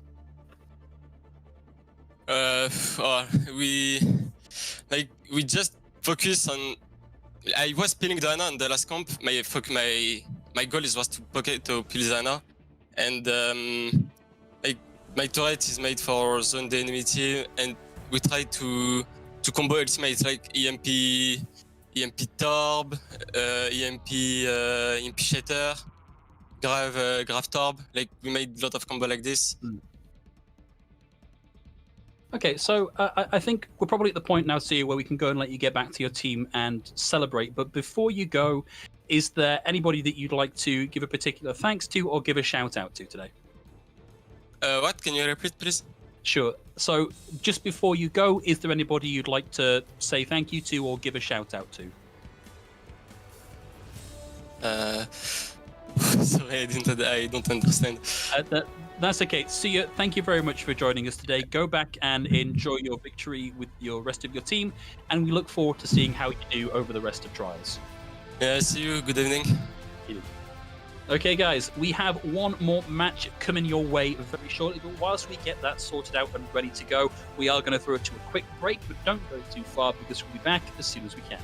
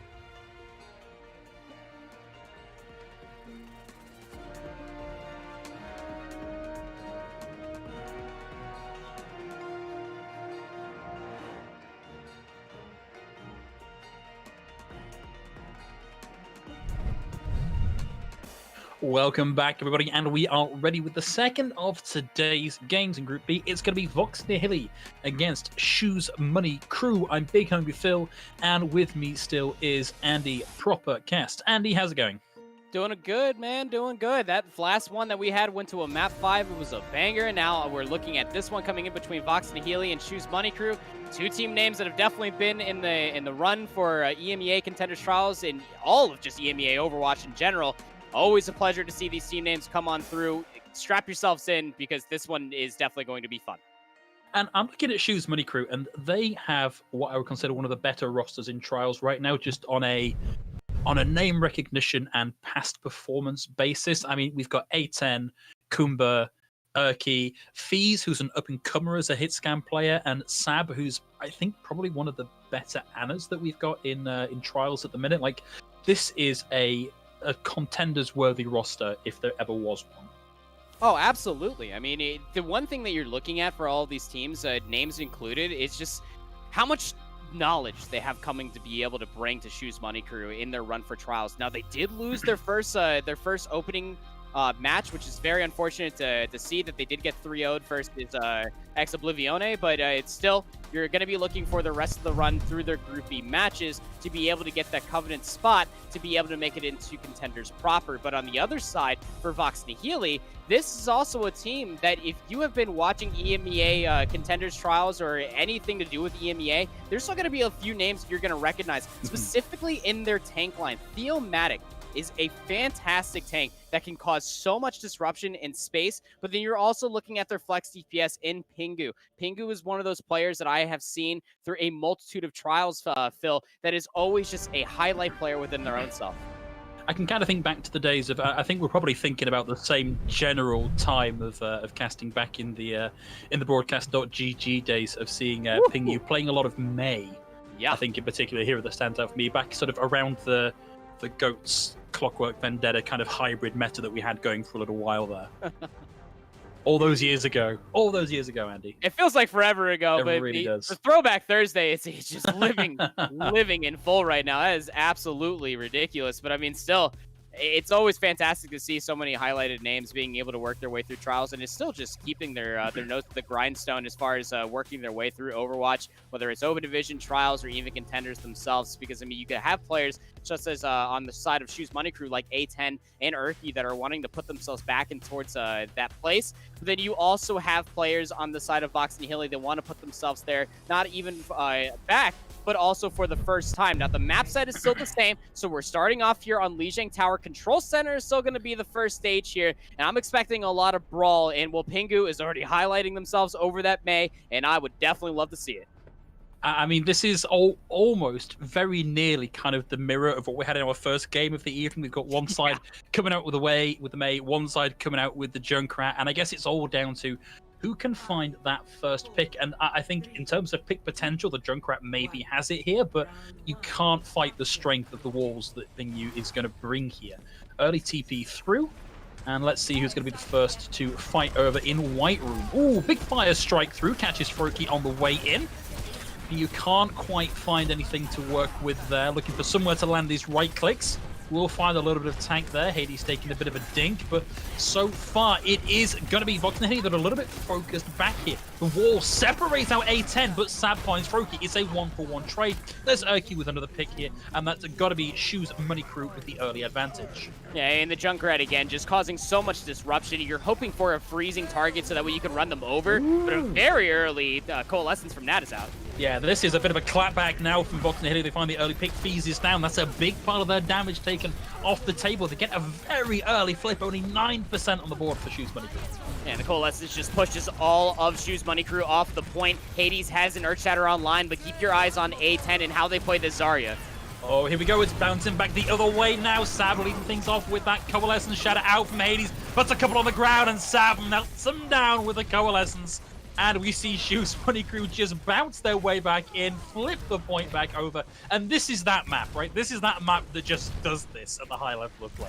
Yeah, just back and forth. Coalescence, get off my point. Urge Shatter, put them on the ground, but then you're also looking at the Zaryas for the Graviton Surge. The big old combo to come on through. The difference in between these two teams is that for Vox Nihili, they do have a Snow Globe combo that they can enter themselves into this fight. The sound barriers are going to be online for both the Lucios. A10 is just shortly behind. They will have the Graviton Surge here, but Erky's going to open it up with a Riptire. Ooh, okay, a lot of bolts thrown at this one. We get the Blizzard, we get the sound barrier, we get the wall! Tire's gonna go down here, and it's main tank for main tank, and NKC with all the charge in the world. But so far, he's down 2 teammates. He's trying to make this work, but there's only so much you can do with the HP disadvantage. He Graviton Surge out from A10, locks them all up, but there's not a huge amount of follow-up damage there. It is going to be Shoes Mini Crew eventually coming out here, but both teams spent an absolute fortune in ultimates. Yeah, no, a lot of ultimates came on through, almost just about 10 in for combining for both sides, but Sav has the Coalescence online, and for the defending team here on Control Center, you can then take a very timely disengage and then just absolutely run over the rest of the front line. Alex is yet to even build up this Death Blossom so far, and that's really troublesome if you're looking at this re-engage for Vox Nihili. Ooh, NKZ will find Erky on the way in. Erky moving back over onto Tracer to rejoin the fight. Is taken out of the fight. Shadow comes through. Hades has one of his own. He's trying to guard the body, but he can't quite make it happen. Sam and Hades both down here. Alex will have the Death Blossom. Doesn't need to use it. That's going to be a nice tool around which they can build this next defense. And so Erky's going to go for the mirror versus Alex, and like you had called, they do have that Death Blossom online. Hades was able to hold on to that Earth Shatter, whether they wanted to or not. They got absolutely blown up by 2 Hellfire shotguns, but re-entering into this fight, it's going to be a tank ultimate advantage. NKZ, they do have this Graviton Surge just nearly charged up, and they have the charge from the previous fight. You can combo that along with the Death Blossom, or you could just use it afterwards once all of that healing is out of the way, especially from Coomber's Sound Barrier. This is starting to look like a one fight from Vox Nihili. Shoes Mini Crew can afford to dumpster a couple of fights here with the time they've got available to them, which is looking like it's what's going to happen as A10 and Erky are down very early in the fight. Hades is going to get a little value, will bring that Shatter online, ready for the next time through, but I still don't think they've got the tools they really want to make this next fight work. And they didn't get as many tools out from Vox Nihili that they were hoping for. That was just Nat's Coalescence. You're about to have the Grav Slam combo with Pingu on this Doomfist, but the wall's going to be able to open things up here for... Wall out. Sound barrier, Death Blossom from Alex. In fact, everything on the table here from Vox Nihili, and it has worked out for them. Only 1 kill on the board here for Shoes Money Code. Is Erky dealing with Nats, and that was just the most expensive fight. It very nearly as expensive as it gets.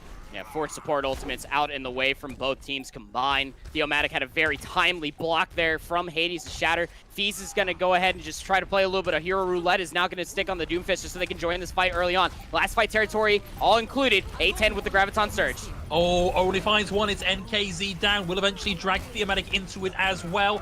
A lot of damage in onto NKZ, and there's the 5-man advantage. Shatter comes out, puts 2 on the ground, and it's down to Erky. He's hoovering up the kills with those Hellfire shotguns. Yes, it may look like they're blasting pellets out, but what it's doing is sucking HP down into Erky to secure the pick. SMC get the flip, and it's last fight territory. It's down to Alex to keep the contest going. NKZ will be able to get here on the Wrecking Ball. Overtime will start to ensue, but Hades, they have an Earth Shatter, and Erky's getting so close towards the Death Blossom too. That's a great dodge from Alex with the Wraith Form.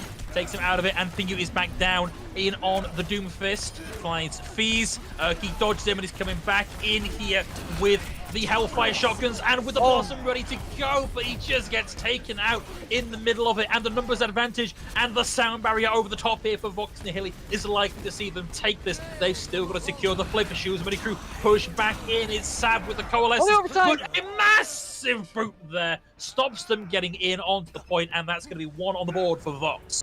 Yeah, even when the point swap's over, the overtime wick just continues to burn down just as fast as it ever does without even swapping sides. So wonderfully done just to command the space from Vox Nihili. Theomatic on this Reinhardt, this is why I highlighted this player. It's a spectacle to see. Their understanding of how to play the front line is top-notch. But I also wanted to bring up, just to keep your eyes on A10. A10 is a prolific hit scam player. And coming in to play the off-tank here for Shoes Money Crew, the Zarya is probably one of their strongest picks. They played a lot of Zarya through Goats, and to couple that along with Hades on the Reinhardt, they can end up getting a little over-aggressive, which is why you're seeing NKZ take the charge as far as Graviton Surge Ultimate is concerned. But going over towards Night Market, things are going to stay in the brawl. Erky's over towards the Sombra, and so is Alex. Feez and Pingu are on the Reaper. I mean, this is a mirror matchup with slightly different rotations onto the point, and arguably Shoes Money Crew taking up the defensive position here by going around to the back part of the point, and they are pressuring Vox away from the point. They're now firmly entrenched. The point is not unlocked just yet, so none of this is permanent for now, but Shoes Money Crew doing a great job of guarding Vox Nihili away from the point. Yeah, it's just a wise decision to be able to take the back road and being able to put yourself on the point. Just wise enough here, Vox Nihili, wait for the shields and try to initiate here with the Moira or keeping yourself alive. Nat is about to have a Coalescence online as well. Yeah, it's very passive so far from Vox. They finally get it on board. It was Nat with the Coalescence that was the single to go. It's a 1-for-1 trade. Hades and Pingu both down. And Mother of Mercy, that was a quick Revenant Surge from A10. And the combo there with Sap just takes Vox Nihili out of the picture. Yeah, very quick adjustment there from A10 compared to Control Center going into Night Market. They keep themselves side by side with Hades, and that Graviton Surge just absolutely charging through so many different members. That you look at them glowing up like a dang Christmas tree. Just so high charge and being able to beat so many targets down. NKZ is about to have their own grab. Geomatic's about to have an Earth Shatter, but you gotta be concerned because Urki has this EMP. You want to pull this before Froki's able to get the sound barrier online. They're just 10% away from it. Yeah, it's got to be now, or it's got to be held onto and guaranteeing that you're getting that sound barrier. Sound barrier is now here for Froki. Suddenly, this is a lot harder for Urki. There's the EMP out. Actually out from Alex. It doesn't catch Urki, who gets, if anything, a bigger EMP here. Hades drops the hammer on him, gets counter-shattered, gets taken out of the fight. Sab is down as well. Suddenly, Vox Nihili with a small advantage. Nat with the Coalescence drives them all back towards the cliff. Maybe the Coalescence might not have been needed, but still a fight guaranteed for Vox Nihili to take the point. Froki's going to get hacked. Urki's finally going to go down. They were able to build 30% on towards the side for Shoes Money Crew, but working right back in towards this recontest. NKZ with the grab and A10 as well. Man, that's a squeaky couple of grabs there, both out on top of each other, neither one finding too much value there, but at the very least you've guaranteed that you are on the same amount of ult charge as your compatriot. But Shoes Money Crew, they hit the ground, they bounce right the way back up again. They're looking to come back in and absolutely clean up on point. Do a great job at that, so NKZ is going to swap over to the Diva. You're going to be looking for a lot of key defense matrix play, potentially just to shut down a lot of the right clicks from A10, who's, again, just so lightning fast at charging these Graviton Surge. 57% and counting on up. And again, look at their charge. They're just so bright across the map. You got to be concerned with this if you're Vox Nihili to try to shut this down, but A10 is just playing so wise and just keeping themselves with the team so that way they can get sustained. Nat with the Coalescence could be the definitive factor for the retake of Vox Nihili. Well, Urki and Alex both closing in on the EMP ready to go. Neither Lucio with the sound barrier in play. Urki pulls the trigger first. Hades gets the shutter off. Bees gets the Death Blossom out, and that is it. Little to no chance here for Vox Nihili. We're going to get a 1-1 on Lijiang. That was absolutely filthy. I mean, Froki was about to have the sound barrier, but Urki looks at their team ult composition, whether or not it was called or not. Just throw everything at him. Screw it. We're playing out in the middle of the courtyard. Just EMP. Here's a Death Blossom followed up with the Shatter. What are you going to do against it? You don't have a sound barrier from Froki. You didn't have the Coalescence and did not get hit by the Shatter from Nat.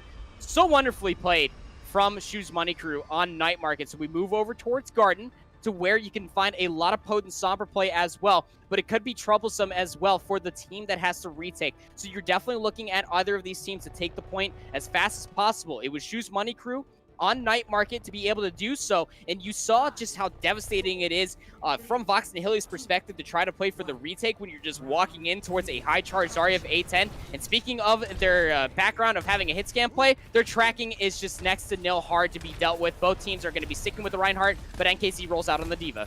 Here's Shoes Money Crew looking to make a similar kind of rotation here. They've not taken the back positioning, but instead they've just rotated themselves towards point so that they've got the defense, so they force Vox Nihili over towards the cliff. These guys are a pack of sheepdogs, and they are barking, and they're biting, and it's A10 with a full charge, but he's really delivering that killer blow.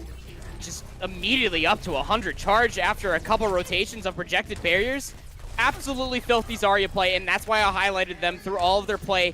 Coming from GOATs, playing the Zarya, and even being a prolific hit scan background, is at 60% through that opening fight, Phil. Nat does have the Coalescence online. Alex is getting closer towards this EMP. They're taking the back road in.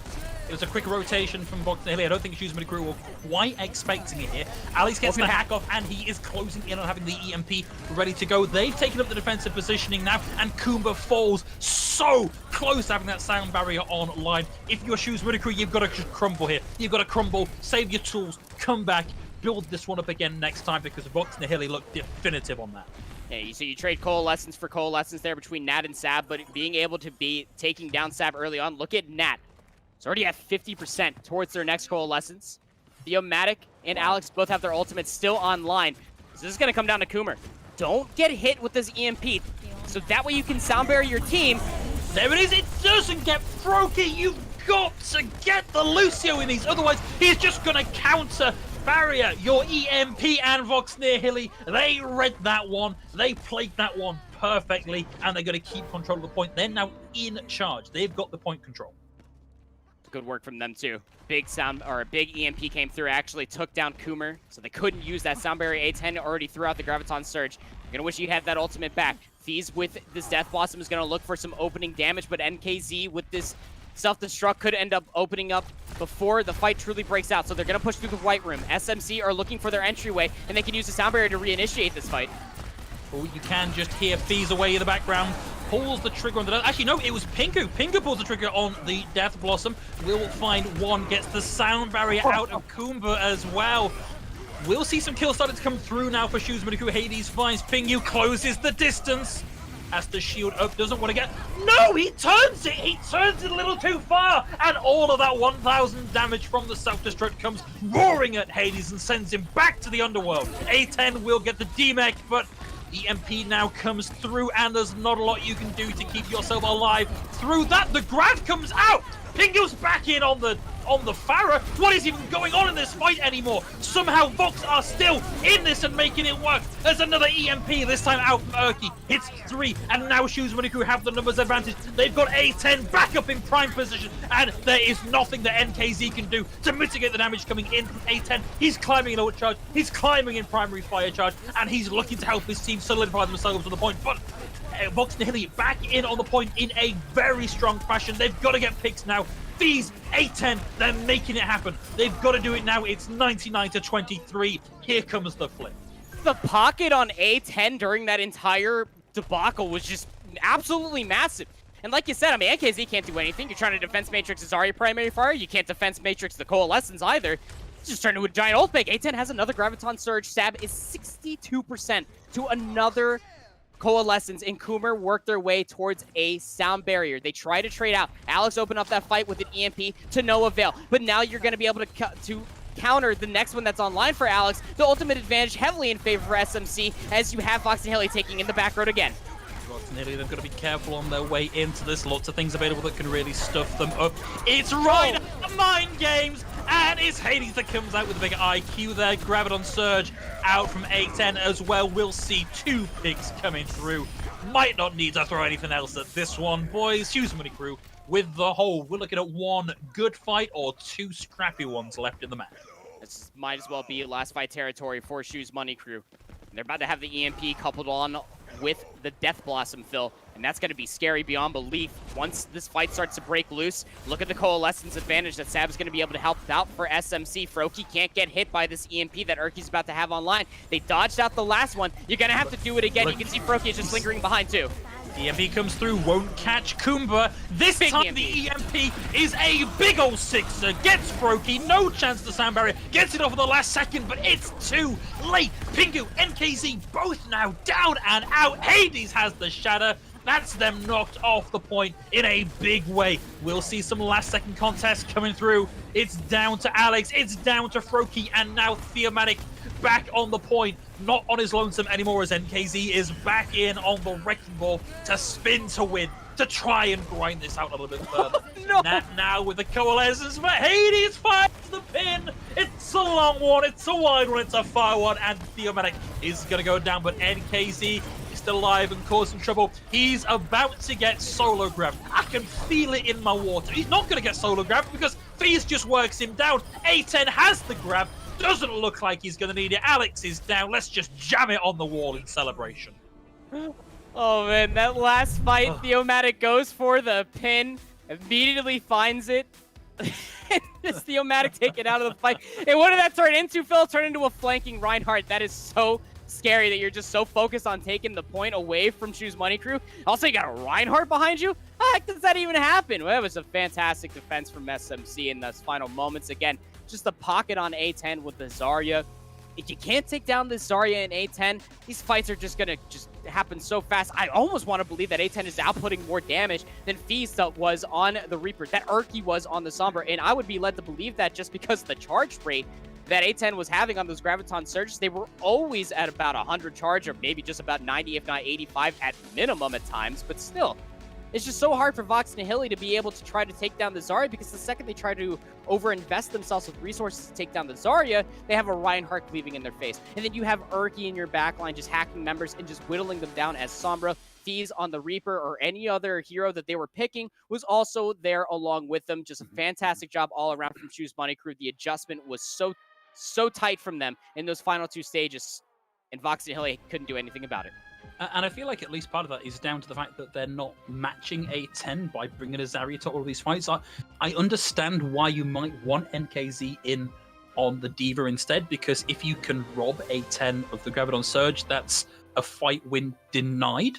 But NKZ is just not putting out the same amount of damage, not getting the same amount of kills. You are sacrificing raw kill potential that you would get from a Zarya with the utility that you get from a D.Va, and I just think in the matchup that we've got, the kill potential is more useful than the utility at this point. And I'd love to see Vox swap this up and try something, either try to make the mirror, or let's just see something wild coming out instead.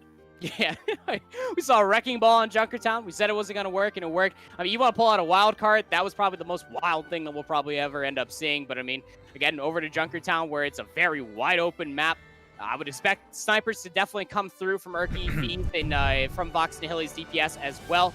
But still, it's going to be tough. Because, I mean, if you're able to play these projected barriers continuously well, and what you're seeing from A10, along with their main tank of Hades on that Reinhardt, I mean, they're able to play the brawl continuously. They didn't look too good in the dive when A10 was over to the D.Va and Hades was on the Winston. So this could just be their condition time and time again to not play dive, to be able to feel comfortable on the brawl compositions continuously. And if you're able to continue to play those compositions well and be able to focus down targets as clean as we just saw through Lijiang Tower, I mean, it's going to be really tough for Vox Nihili coming through. On the defensive side, just immediately rolling out, you're going to see the Reinhardt and the D.Va again. And I like that you called it out, Phil, with the defensive matrix. You can end up using the defensive matrix from D.Va to shut down the Graviton Surge, but we never saw that. And if you're not shutting down the Graviton Surge, the D.Va, in my opinion, literally has little to no worth. You're not being able to eat any pulse bombs because there's no tracers online. So you're just trying to play out the counter win condition and eating the Graviton Surge. But A10, again, they play through goats. They know what it means to be able to be communicated that the defense matrix is down. So they're going to be realizing that. And what does the D.Va look like from there on out? Just a giant ult bank. But I like this call from Vox Nihili on the defense. Look at them getting up close and personal. Going to get cheeky. Yeah, just want to burn a little bit of time off the clock here. But looks like Choose Money Crew have maybe sussed this out. We've got the Sombra Reaper coming in here instead this time. And it's going to be Erky trying to draw some attention by moving the cart and forcing them to take this fight in slightly less favorable position. We'll use the hack to force out the Sombra, and there is the hack. Once more enter NKZ. He's a big target. He's a meaty target. He's a hack target. And now he's pilot form D.Va, and he's probably not much longer for this world.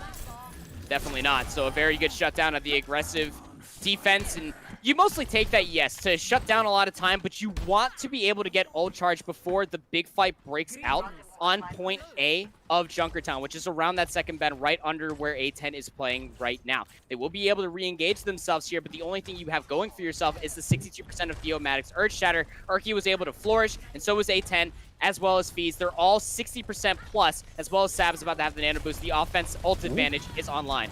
Man, that's a good start, though. Alex finds the hack onto Erky. Erky couldn't translocate out in time, and now it's a 5v6, and a lot of utility off the table here for Choose Money Crew. It's been a long time since the last engage, so A10's power level is probably down a little bit here, so it's going to be hard for them to find that insta-pick they really want to balance out this fight. Erky should be back in the fight fairly soon with the double translocator, and Fees goes for the wraparound. Here's the focus I want to see. A10 will get hacked here, can't bubble anybody, and we're going to see them lose Comba and Fees here. here, but there's a lot of forward positioning coming out from Shoes Mini Crew now, and they are not losing this fight very quickly. Like, they're getting a lot of ult charge, they're getting a lot of kills, and A10 might even get out of this one alive, has the grab ready to go. And they will indeed have that Graviton Surge, and you also have the EMP from Urki. Alex has theirs online. Coomer is 25% shy away from the sound barrier. This could be Alex making issue, but Alex gets hit with the EMP. Rubbing his hands in glee at that one, gets all 6, including Froki, who had the sound barrier. He's gonna hold on to that one because really, you want that to keep your main tank up, and the main tank is down already. This is looking very much to me like a lost fight for Vox. It absolutely is, and that's going to be a point A capture coming through for SMC, and they got a lot of information off of that last fight because of the EMP. You're able to see the ultimates that are online as well. They know that Alex has the EMP. Coomer is now having the sound barrier online. They can then counter that. A10 with the Graviton Surge is hacked up. They're taken down. That's a great start, though. A10 off the table, and A10's ult off the table, and A10's damage off the table. Vox Nihili in a pretty good position there. Okay, so now being able to go for the reinitiate here. Spawn not too far away from the attackers of SMC, but Alex is in a prime spot as well as Pingu to try to drop down once this fight breaks out for an easy EMP Death Blossom combo if that's what they're looking for. You're also looking for A10 to build up this charge so that way the Graviton Surge really comes through and bustles through a lot of this damage soon to follow. There's the EMP. Won't catch Kumba, so the sound barrier's out now. Graviton Surge into the Death Blossom from Pingu's only going to find one here. Fees is going to fall. Sab's going to kick things back up a notch with the Coalescence, trying to focus down Froki and will get the pick, but trades out Hades by giving all that focus over to taking Froki out of the fight. At the very least now, SMC have managed to flush Vox Nihili off the point, and now that A10 is at high charge, the kills are starting to appear for them. But A10's going to retreat to the cart and get that D-Mech there onto NKZ, who will at least slow them down, ready for the recontest. It's a very interesting EMP that came through from Urki. I mean, it worked. You were able to finalize the team fight, but you really only found 2 members of it. But in all, it's still a team fight victory. The one thing that you're looking at in this upcoming fight here, Phil, is that Coomer doesn't have their sound barrier online. They're at 40%. Alex is charging this EMP so quickly that they're going to pull this out relatively early so that way they can take back control of the cart. Look at the rotation from Vox Nihili up on the high ground. This is so wise for that way they can try to either drop down once the cart is right underneath them or just speed boost and initiate on anybody up on the high ground. I think they're trying to buy time here for Alex to get this final 15% in, but they've got to get in and keep the contest going. Alex desperately looking for a hack here. 1% away from the EMP, has it ready to go, pulls the trigger, hits everybody that was still standing from Shoes Money Crew, and that's going to be the defense right in the final 1.45 meters of the second point of Junkertown. Great ultimate discipline coming through and just patience altogether from Vox Nihili. Like you called out, just waiting for that final 15%. Alex does get the EMP online. Now it just comes down to A10 again to work up this charge on the Zarya. You will have Sab's Coalescence, that way you can make this all the more doable to work your way back into the point, but you want to coalesce second. Nat defensively is going to have the open season to do so, but look how long you have to walk. There's a lot of poke damage that's about to be coming through into SMC's background before they can feel comfortable into this fight. I'm looking at A10. He's not got much charge, but he's about to get a little bit more online. They didn't know he was there! Round the corner with the Graviton Surge, lobs it in, locks up one, but the follow-up damage from the rest of the team just wasn't there, and now he's not got that critical engagement tool ready for the next fight. Yeah, no, that was just tough. I mean, you could definitely see where the play wanted to be. You were able to grab Nat, but you weren't able to follow up on any of the damage that you had from Theomatic, NKZ, and Pingu just running over your front line. So the re-engage comes on through. Urki has an EMP online, but Froki is looking to not get hit by this so that they can sound barrier. They're hiding away in the top right of your screen. Ooh, self-destruct out first. There's the EMP, and tell surprise, Froki not getting hit by it will get the sound barrier off, but it's not enough to keep Pingu and Theomatic alive and in the fight, so it's a big numbers advantage now for Shoes Money Crew, and Fees gets focused down. He looked like he was getting ready to pull that out of the bag and get the picks, but they might not need it. There's a lot of Shoes Money Crew on your payload, and not that Vox Nihili to knock them off of it. So just sub 30 seconds, we will see a full capture going into point C, the final part of Junkertown, back up to about 1:50 for Shoes Money Crew to push through this last bend and a half to complete all 3 capture points of Junkertown. They do have an Earth Shatter online. A10's about to have a Graviton Surge and Coomer. With this Sound Barrier has to be on the lookout for Alex in this EMP. That's the reinitiation tool coming out from Vox Nihili, and you can tell that they're fishing for it. This has been the difference maker, hasn't it? Is that Froki's been so good at avoiding these EMPs. Kumba's not having quite that much luck this time around. Pingu burns the Wraith Walk, tags back in and finds Sab. We get the Shatter out here as well. Erky and Hades starting to punch back a little bit. Hades at low health can't really push forward in the way he wants to. Backs out, receives the Fire Strike, but as we bounce back in here for Shoes Money Crew, they come back in with a Revenant Surge and a Death Blossom. And they got the spawn advantage too, so I mean, even using Coomer's Sound Barrier once they were unhacked was just a wise call. So that way Hades was able to feel more comfortable in brawling on forward after the Earthshatter came through. A top-down fight, A10 has a good angle for this grab. There's another attempt at the rotation through the back passages for Vox Nihili. SMC catch them running through, but it's going to be Nat with the Coalescence that does the heavy lifting in that one. Yeah, Pingu gets in on the action a little bit, but a lot of those table legs were pulled out by Nat, and it's going to be the hold here with 30 seconds on the clock. That was such a great call from Vox Nihili to be able to push through under from the Mega Pack right underneath the Fidget Spinner and then being able to flip the entire map. You lose a lot of HP and you lose a lot of resources, it's SMC, just trying to get on the other side of the card. 17 seconds left in the clock. A10 still has a Graviton Surge available. You're looking for Fees in this F Blossom to find one, if not two, but Erky with this EMP has to make sure that they capture Froki, but you know that they're going to be able to scout this out and they're going to be able to counter it with their Sound Barrier. Yeah, we got a big spin to win combo on the board here for Shoes Money Crew. They're just waiting for that final piece to manifest itself into existence. There's the EMP, but they're momentarily stopped out by the self-destruct. It lands on the Fidget Spinner. Out comes the EMP. Out comes the Death Blossom. Shatter now as well. Sound Barrier for Sound Barrier. It was a big old Earthshatter coming out from Hades. Hits 5, puts them on the ground. 4 kills on the back of it. There's the D-Mech. Alex is still alive. Will have the EMP. There's no Sound Barrier left. It's possible for Vox Nihili to stop Shoes Money Crew here and now. Still a handful of meters left, and look at Alex. Look at their ultimate. They have the EMP. Coomer use the Sound Barrier in that last fight just to keep their front line over-sustained. A10's back on the Roadhog, but Alex is licking their lips. There Here it comes is. the EMP. He's going to hit 2. Hades and Erky subjected to the ridicule of being hit by the EMP, but it's Alex that's down. Theomatic with the Shatter. 3 on the ground, 2 back to spawn. Dueling Coalescences. It's the sword fight for the ages here at the end of Junkertown. Pingu with the Death Blossom forces them away from the card, and it might as well be capped, but it's not quite capped for Shoes Money Crew.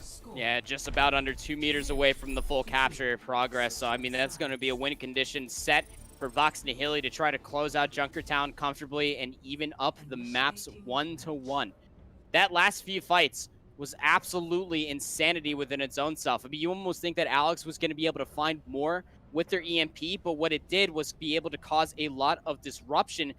And what you saw from SMC, they were just so dispersed. You didn't have A10 on the Zarya anymore, so they weren't able to keep Hades alive and use those projected barriers and to use it and push it back into the enemy team as the big damage that we've been seeing throughout the entire series so far, Phil. But the Roadhog, just looking for those single picks and those hooks to come through, it did not pay a virtue, unfortunately, for A10. So now coming back onto the defense, they're looking for a very strong first point hold to be able to whittle down as much as the clock as possible. But for the offense, for Vox Nihili, they've been able to find so much better value with their EMPs, and this is looking directly at the Lucios. Coomer's getting hit with so many EMPs, Phil, that they're not able to directly counter it.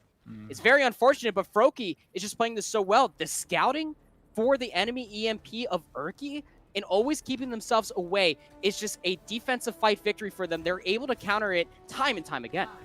It's almost like the days of having the 5-man res for the Mercy, where the Mercy hides because she knows the damage is coming in. Instead, it's the Sound Barrier to prevent the death rather than the res to cancel out the death. It's going to be another aggressive hold here from Shoes Money Crew in the style of Vox Nihili on their defense. Trying to burn some time off here. It doesn't matter if you lose the fight, you can usually pick it up again at the second. Choke Fees with an early pick there. A10 playing away can still find people to protect and charge to deal with, but Hades and Sab are down. It's going to be down to A10 just to try and get as much ult charge as he can here, because I don't think he's... No, is he getting out? Surely not. Surely A10 doesn't survive with all that charge. He got out. Erky tags into the back and dies for no good reason. Okay, fine. I can't believe A10 actually got out. I mean, Erky was the get down Mr. President in that situation, just took all the focus away. Now look at A10's charge. They're at 75% charge and 72% in charging up past 80 for their Graviton Surge. This is going to be so tough to deal with, especially on point A when the reinitiate happens. Man, and it's worked out for them. They took that early defense, and now they're back ready to hold this incredibly tough double high ground choke here. And A10 is just uncontested on the high ground, looking for somewhere to stick this Graviton Surge. Out it comes, locks them into the wall. Hades starting to swing through, but Nat did have the Coalescence there, stops some of that coming through, and is able to help Pingu focus down Hades. He's away in the back, has the EMP locked and loaded, ready to go now, but he's missing his damage. He can't really take this. We might see a contest, but it's a contest that Shoes Mini Crew are going to lose. Oh, absolutely. So, I mean, Erky is just going to go ahead and back out. They don't want to be eliminated here and have to run all the way back from the spawn. A wise choice from Shoes Money Crew. They're going to look for a very early defense engage here, and they're already trying to take away the high ground, but it was a great job from Pingu. Once Hades started swinging through the Graviton Surge, he had 2 Hellfire shotguns, just 2 pins, just needling into Hades' side. Took down the main tank before they could even do anything in that fight. So now, coming into this next fight, Alex with his EMP is looking for the big 6-man. There it is, going to hit 4, doesn't find Kumba, and you know how those dance steps go. It's EMP into Sound Barrier, and not a lot happening either way there. Theomatic taking a redonkulous amount of damage on that one. That's going to be a lot of ults thrown at this by Shoes Mini Crew, but it will allow them to mount the hold and the defense here on the high ground. Yeah, so a great turnaround of the engagement. Coomer finally not getting hit with an EMP here, Phil, and you're able to see just what it looks like, but double support ultimates did come through. Froakie does have their sound barrier online. You're going to be looking to not get hit by this because Erky does have their EMP available. EMP Shatter is going to be the defensive team of SMC's fight win condition. Erky is just lingering up top, waiting for the fight to come through, and here it comes. There's the EMP. Shadow comes out as well, but Froakie once more with that sound barrier comes out, but crucially, it doesn't hit Pingu, and Pingu just gets worked over. And it's going to be another 1-man advantage here for Shoes Mini Crew. They back away from the incoming damage, but A10 has managed to generate almost another Graviton Surge in that fight. It's just lasering down so many targets. The sound barrier, more adaptive shields, I don't care. Just gonna burn right through you no matter what. Has to have that Graviton Surge online. Sab's about to have the Coalescence. Nat opens up this fight with theirs. Grab Coalescence to try and counter some of that in. Alex with the EMP is going to hit 3. Kuma doesn't have the sound barrier to make that one work this time. Hades trying to make something work with a hammer, swinging wildly, flailing from side to side. It's Pingu away in the back. He was going for the Hail Mary Death Blossom. Instead, hails nothing with the Death Blossom. Yeah, that was a very egregious Death Blossom, let's put it that way. You saw it just for a split second from Pingu's POV, that they were already knocked down to the low ground. They were not there to try to shut down the tanks from pushing on forward, and because of that, A10 was uncontested. Look at their grab charge, Phil. They're about to be past 70%. Hades also has an Earth Shatter, and Coomer has a Sound Barrier online. Alex is nowhere close to this EMP, but this is just looking so strong for Shoes Money Crew. They have not left this high ground. Vox Nihili finally take a different approach. We'll see NKZ get hacked up in the middle of that, though. And now they've kind of got that defensive position. Again, that rotation allowed them to take this low ground, but now they've got to close the distance. Whoa! Sailing in towards them. Comes Fees with the Death Blossom. Gets one before they get lasered down with the Coalescence. It's Sab punching back with the Coalescence of their own now. Kuma finds the pick onto Alex. A10 just, chilling, kicking his heels on the high ground, saying, I got the charge, I got the ult, I'm not coming down to you. You can stay there. Yeah, I just picture like A10 just like sitting on the edge there, just like clicking their heels, just like bobbing their head back and forth because they're just vibing out up there, man. And they're just charging up Graviton Surge. They are just building up so much charge, and there's not really anything that Vox Nihili have been able to deal with this. Not quite yet. The EMP's online for Erky, but A10 opens up the big grab. Oh my god, the short range pin onto Theo just squishes him into jam in a multifaceted tin can. Another fight win for Shoes Money Crew, and they've still got an EMP and a Shatter to play with. Winning a fight off of Graviton Surge, single ultimate fight victory is really good, but this is given time for Vox Nihili to build up a buttload of ultimates of their own. They're about to have their EMP, and they do in fact have it online. Put that with the self-destruct, but Erky waiting up top again. EMP Shatter, charge into the back line. Boop stops the charge connecting, so Froakie's going to survive that one. But they win the fight. Theomatic's down again. It cost them the EMP, but hey, you still have the high ground. Anakin. If anybody, I was about to say, have you never seen Star Wars? You know how this only goes one way, is that the high ground typically will end up winning. But here comes Alex with the EMP. Cooper Man, that was hit. a beautiful heads-up play. The all back away from the incoming EMP. Cooper gets the sound barrier off a little bit too late to save Hades, but trades out. Froakie now down as Sab burns him to a crisp with Coalescence. They give up the high ground, and the Self-destruct comes in over the top. There's no real shield, but everybody makes themselves scarce. It's a fighting retreat. They want Hades back in the fight, and look at A10's charge again. It's another grab. Again, the A10 is just not being dealt with. Immediately able to take the high grounds. Enough time for Hades to come back into the fight. A10 has a great angle for this Graviton Surge. You just got to be on the lookout for NKC's defense matrix. And he so far has dodged that defense matrix every time. Sees them coming against the side. I'm not going to risk it. I'm going to grab the masonry, stick you over to the other side of it, and then the rest of my team is going to come in and try and clear up. But it's Hades that gives his life for that one. He's trying to make something happen there with the Death Blossom, but again trades his life for it. But I feel like Shoes Money Crew have done enough here. We're about to hit overtime, and now Vox Nihili cannot tag off this payload even for a second, because that's going to be them done and dusted. Alex tags away, and it's Theo all on his lonesome on the point, and now not even that. The EMP is going to catch NKZ. Bingo is running back in on the soldier. He's not had that experimental card buff applied just yet, but he still finds the pick. Cooper's going to go down, but lots of members of Shoes Money Crew still alive. It's going to be an aggressive sound barrier out from Froki to keep Pingu alive, to allow him to find the pick onto Urki with the Helix rocket.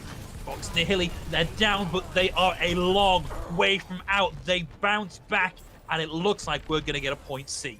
That was a great sound barrier from Froki. I mean, yes, Urki already used the EMP just previously, about 10 seconds prior to that, but then over-sustaining the front line just to press on forward to finally take down A10, what seems like an eternity all throughout that entire second point. They will see the third and final point here of Junkertown, 1 minute and 18 seconds to get these final few meters, so that way they can get this map count to be even, but A10 is definitely close to another Graviton Surge. Coomer also has their support ultimate online, as well as Sab.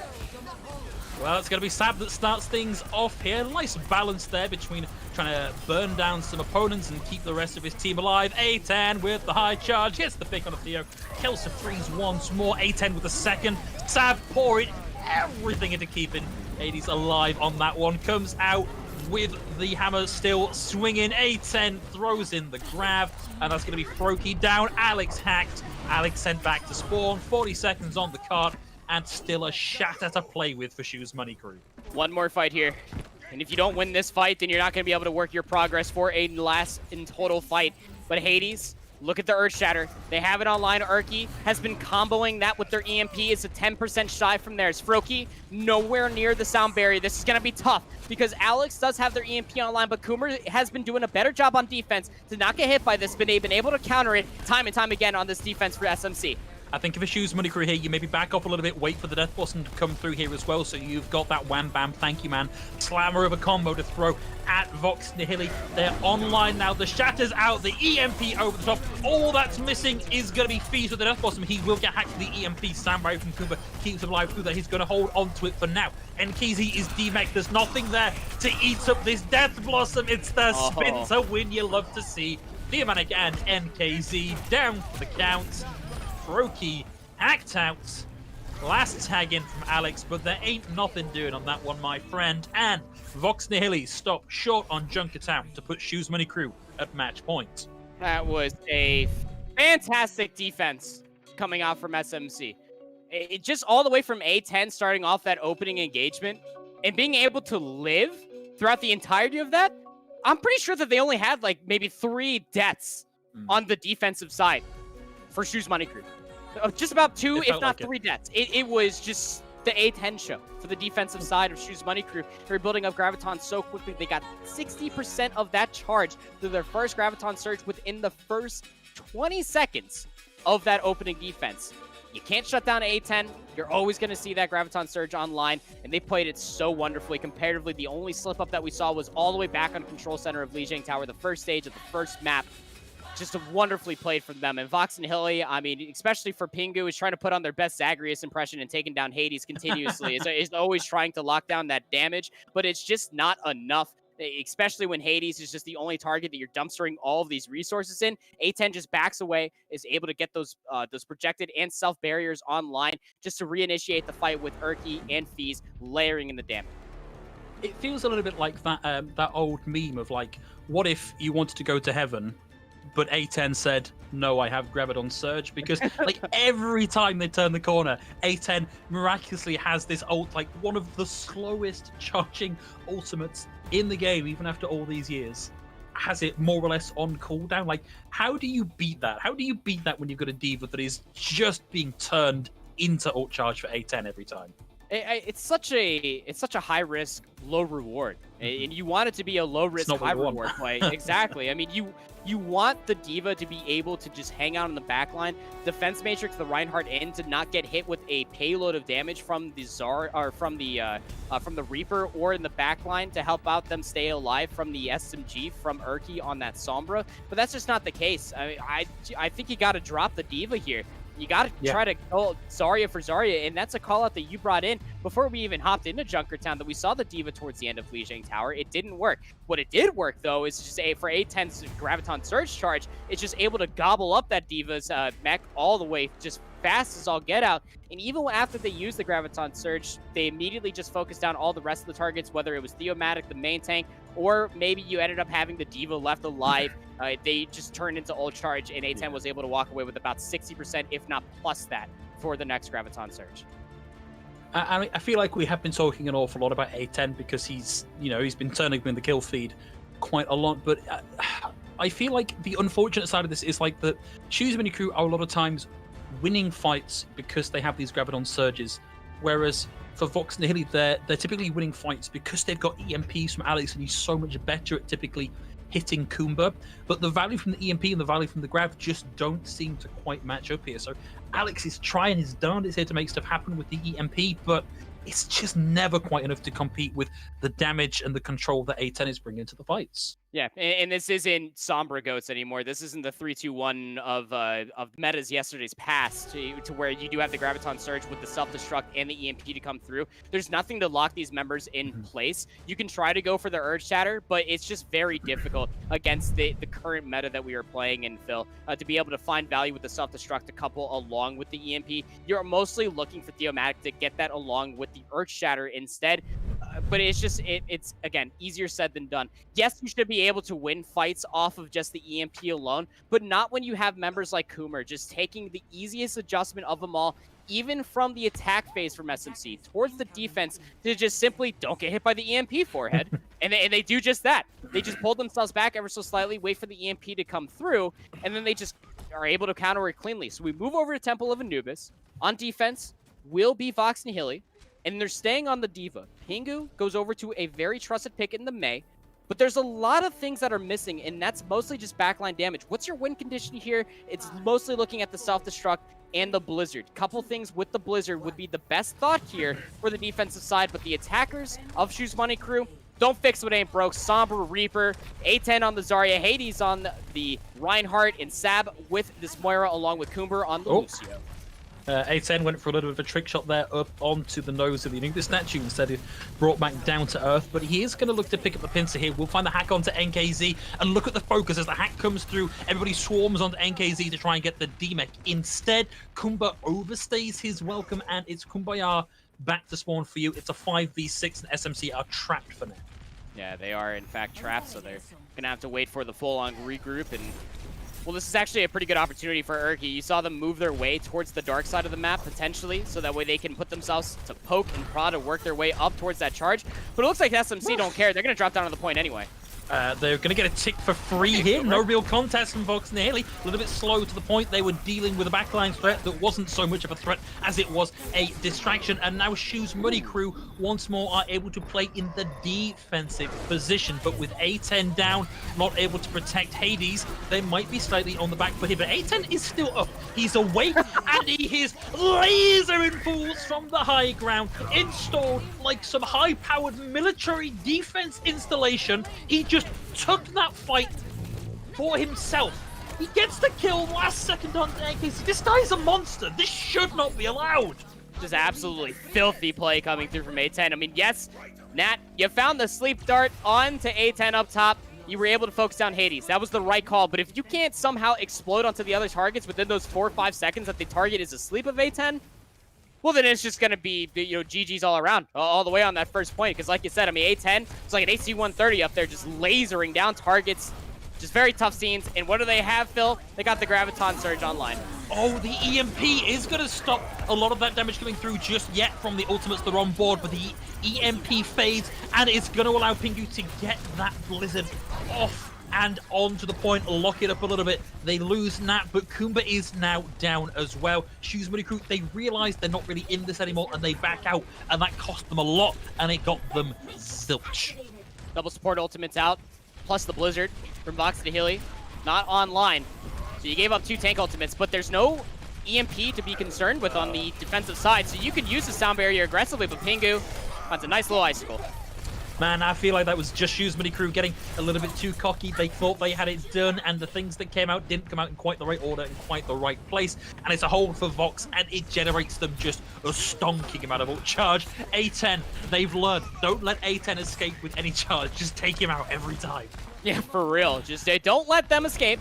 Though, even in a losing fight, they were still able to charge 50% of their Graviton Surge, slowest ultimate building in the game, by the way. But the tank ultimate's online between Theomatic and NKZ for Vox Nihili. This is going to look really good for them. They also have a Death Blossom to take down a lot of the shielding. But look at Erky up top. It's going to be giving a lot of information for the rest of the team to work their way towards the point. I'm mostly keeping my eyes on Coomer. How do you use the sound barrier? What do you combo, or what do you go against? Or do you just use it to just burst onto one of these tanks for the defense? Alex for TP bank for now. Erky really needs to start winning this race because Froakie is getting so close to having the sound barrier. He needs to not have that online for Erky to find value with the EMP. Beautiful wall from Pingu. Separates out FaZe from the rest of the team, but I don't even know how A10 got up here, but once more he's on the high ground. He gets booted down. The sound barrier comes out from Kumba that keeps him alive through that. There's the pick onto NKZ. There's the grab. There's the EMP. There's the super ult from the Edgelord himself. He's able to find 3 with that one, and there ain't much coming back from that for Vox. Yeah, I mean, Brokey's going to come on here. You also have NKZ, plus Theomatic just trying to stall as much time as possible. Can Theomatic get here in time? It seems not. A10 staying alive, working their way around the boxes right outside of the defender's spawn, and found a very timely Graviton Surge. Along with FaZe in that Death Blossom. I mean, what more can you say? I mean, just the entire time for this first of 3 series for Shoes Money Crew, it's just all based around just playing together. What ultimates do we have online? What can we focus down in said ultimates? And when they're not online, it's just about playing around A10's projected and self barriers, trying to create space along with Hades to press on forward. The supports between Sab and Coomer are almost unscathed. They're not overextending, and FaZe is playing right behind the shield time and time again, with Erky giving them so much information. It is a well-oiled machine here for Shoes Money Crew in this first of 3 against Vox Nihili. One of the things that esports does from a purely business point of view is it's supposed to make people want to go and play the game.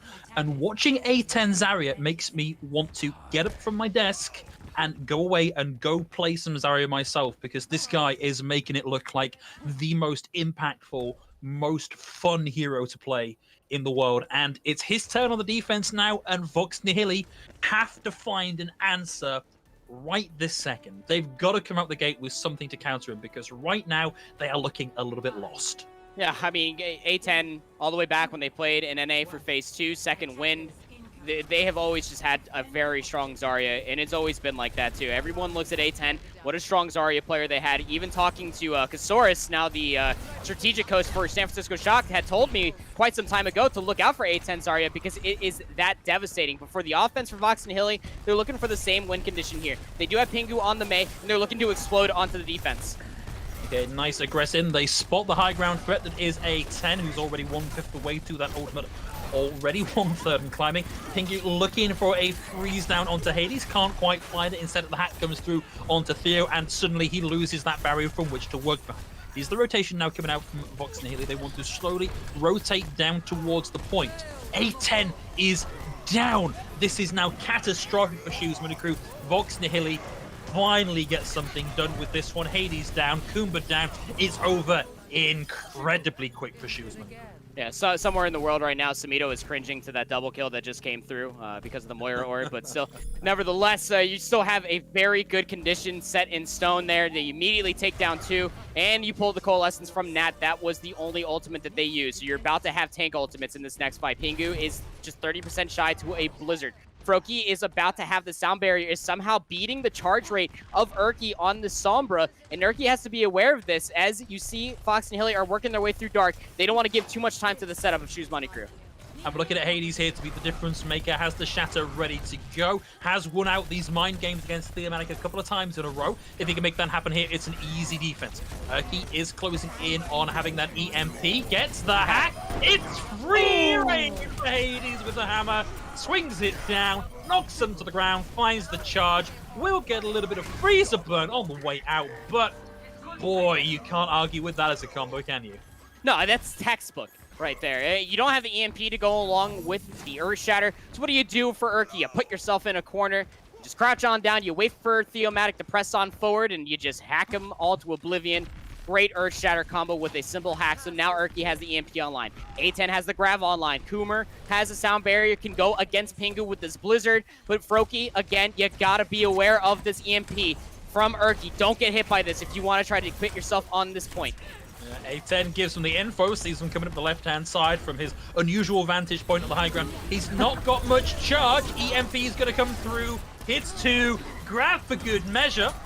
Theo survives through virtue of the sound barrier. There's the grab from A10. Charge comes through. Theo down to 0 HP and a dream. But in the meantime, it's Alex that comes alive here for Vox Nihili. Choose Money Crew suddenly very heavily on the back foot. Yeah, the sound barrier can't chew through all of it, or can't save yourself from all of that damage.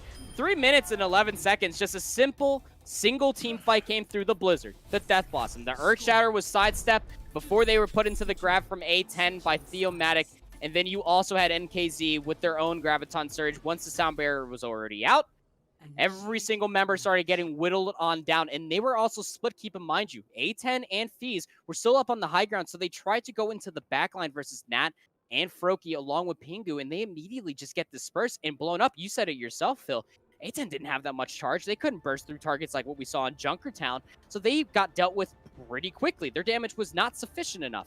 Very unfortunate for them as they are down 1 minute and 11 seconds, so they're going to be on offense first. Our Shoes Money Crew, they're going to be looking for a very quick point A take here. They're going to be looking at the defensive side again for Vox Nihili, and they've been playing this May quite wonderfully. Better on the offense than they are on defense, just sticking together, bulldozing over multiple targets. That primary fire from May, the Cryo Freeze is very good as well to get yourself out of harm's way. And again, this is why we highlighted Pingu at the top of the broadcast for these two teams to be on the lookout for. Pingu made their note known when we first saw them way back when on the May, and you're able to see those mechanics come through today. I like the fact that for the most part, we've now got the mirror matchup. It's the DPS lineup that we've really got the difference on. And it's just Erky versus Pingu where we've got that real difference. So yeah. Erky's going to be looking to get in on the back and find, at the very least, some information, but hopefully a hack onto something meaty that means he can get that ult charge racing. A little setup here. Simple as can be from Vox Nihili, just playing up on the top plateau. Just waiting for the initiate to come on through. Last time, Coomer did get split off, but it looks like that they're all sticking together this time around. Ooh, feet. Wow, okay, I thought that was done and dusted for Hades. Oh. He was going right into the line of fire of the freeze, but FaZe just chunks everybody down without even breaking a sweat. A10's going to come through this with a whole bunch of charge, and he's right up close to point B already. Yeah, already jumping the gun. The point's going to be captured up to 1 minute and 45 seconds to take point B. Erky is about halfway towards an EMP themselves. So is FaZe for a Death Blossom. And somehow the slowest charge of them all is actually A10 to where it's supposed to be for Azaria. Keep in mind you, but Theomatic has this Earth Shatter is 20% about to be online. Hits a big fire strike, but Erky's already in the back line poking away, charging up the EMP. Oh, that was Eichenwalde to interrupt the Coalescence. That was almost predictive on that one. Stops them up, but it won't stop them getting over onto the point. Nat now has a Coalescence of their own, and as the second Coalescence, it means that there's not a lot of healing there to counteract it. Shattered down twice, but it's going to be NKZ with a high charge that really finds something to work with the Shatter, and that's the hold for Vox. Less than a minute on the clock for Shoes Money. That was very unfortunate right there. You see Hades just hit the Shatter. It was immediately blocked by NKZ's bubble. And what do? They just charge into it out of sheer aggression. They're just like, come on, I'm trying to take you down with me. But as it ended up happening. So A10 does have this grab online. NKZ, 19% away from theirs. DPS Ultimate's about to be online for both these teams. But Coomer and Froki both have their sound barriers. Erky just trying to finalize this charge.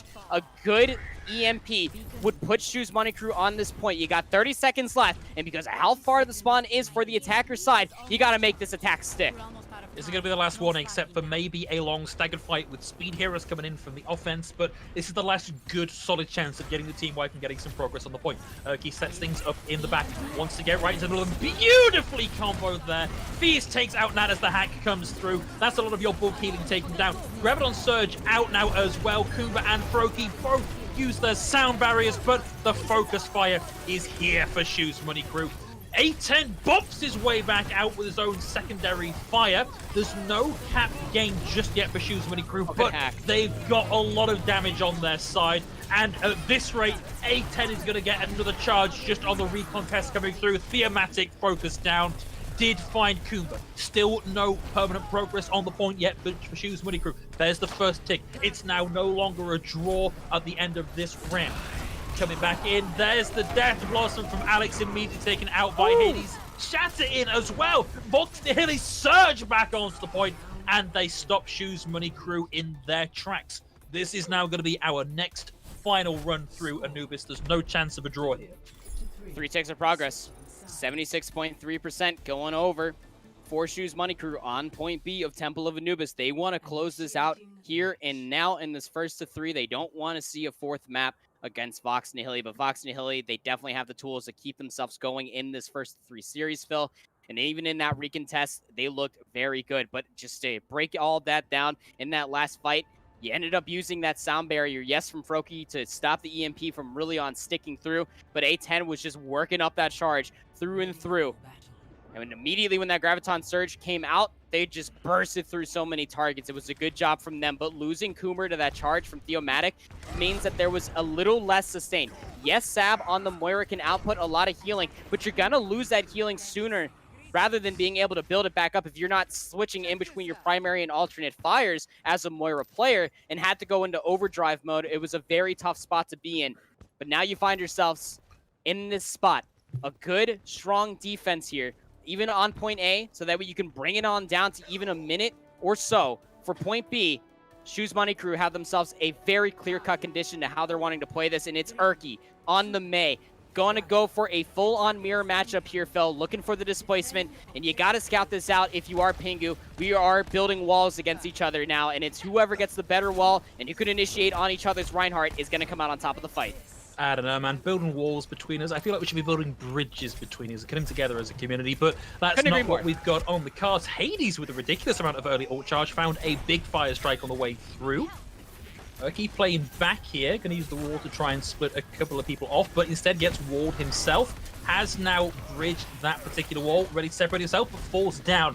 Call is given. Thematic is pushing in, so Hades has to now back out. He's closing in on having the shatter ready to go. They're backing into the safety of this little room for now. Hades needs one more swing to have this online. The trick is, has Thematic sussed that it's out? Oh! He hasn't. A10 gets the damage through. Hades kills 2 with the pin. Thematic's going to go down to the back end of the fight. Still, if you are Vox Nihili, you've got a lot of time left in the bank. You can still make this happen. You got the coalescence out from Nat, though. And that's big because Zab has theirs online. Coomer's about to have a sound barrier. And A10, well, you know that they're going to have a Graviton Surge in this upcoming fight. They're still pretty decently charged up here, Phil. And, well, this is going to be really tough to deal with. Froki's going to have no choice. They got to charge up this sound barrier just to try to deal with it. A great displacement wall comes out from Erky. And I love this switch up coming through from Shoes Money Crew. Erky has not played the Mei ever since we saw them on Control Center on Lijiang, and is playing it so well here on Anubis. Hades is about to lap Thematic in ult charge. He's about to get his second Earth Shadow online. There's the governor out from A10, flushes out the sound barrier from Froki, but there's just too much damage. That's absolutely filthy. You don't even need a blizzard to make that a snow globe. I mean, you just saw Erky just in their side, just freezing them all to little bits. You won that fight off of Graviton Surge. They still have 5 ultimates online, Phil. 1 minute and 9 seconds left just to take point A to see point B. For Vox Nihili, this is the match on the line here in this first of 3. NKZ has a grab. Pingu has a blizzard. Alex is about to have a death blossom. You're about to have every ultimate online minus the sound barrier, and you got to make this fight count if you're Vox Nihili. I feel like Kumba's got a lot of work to do here to interrupt some of the ults that are coming in from Vox Nihili and really keep this defense going. A10 is content just to stay in the back and lob in right click. After right click, he's already at 50% and going into his next ultimate. Vox Nihili, they've got to pull the pin. They've got to throw the grenade. They've got to get to point and start brawling. Alex now has that last piece of the puzzle online. You can afford just to chuck all of these ults in at this fight in the hopes of making it work and getting you a crack at point B. He's got a blizzard of his own. Who's going to blink first in the face of certain defeat here for Vox Nihili if they can't make this work? It's going to be Erky that comes out first. Bees does some of the backup damage on that one. It's now down into overtime. Nat is on the point, but it is just Nat. Oh, my mistake. Pingu there momentarily, but that is it. The hold on A for Shoes Money Crew. Caesars go to 3-0 in the series.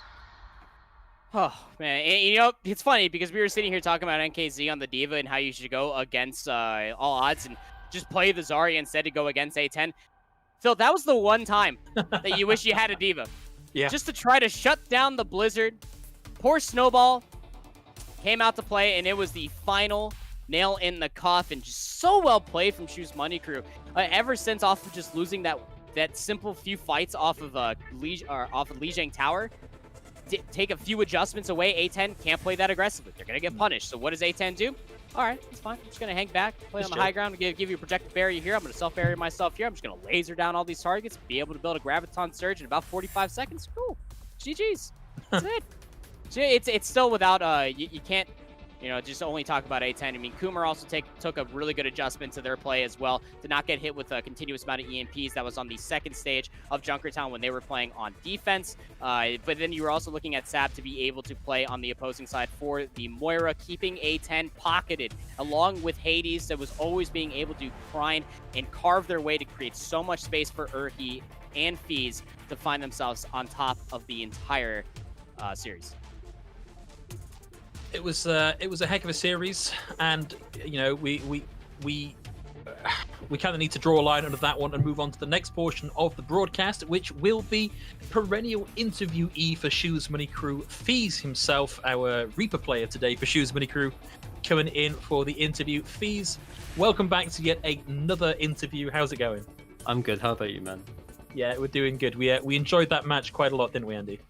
Oh, that was a very fun series. I mean, being able just to watch all of the work and the adjustments that came through from Shoes Money Crew. Walk me through some of those adjustments that you ended up seeing, Fees, from Lijiang Tower all the way until the end there of Anubis. Anything that sticks out for you? There isn't really many adjustments. We just said we're just gonna put A10 on an off angle, and he's gonna carry, and then that's what happened. Yeah. I mean, that's exactly what we saw. Yeah, that's what I wanted to say. Was like, so A10, huh? Quite the Zarya player. Is that just your plan for trials going forward? Is we just throw all the eggs into the A10 shaped basket and GG go next? No, it's not all the A10 basket, even though he's an owl level Zarya player. But yeah. Every match is different. Like we lost to EXO yesterday, and it was all down to composition matchups and us failing to adapt and being behind in the meta. And they're also a very good team. And in this match, we knew we were gonna get Brawl Mirror all the way through, so we just played that Brawl just how we usually do, with a different tank off tank player, of course. And now we're gonna treat the next 3 matches each by their own. So who are you most, I'm not saying looking forward to, but most concerned about in your remaining 3 matchups and trials? Who have you put in most work into countering? It'd be Hot Bath because they're a stinky one-trick team, as the saying has been around.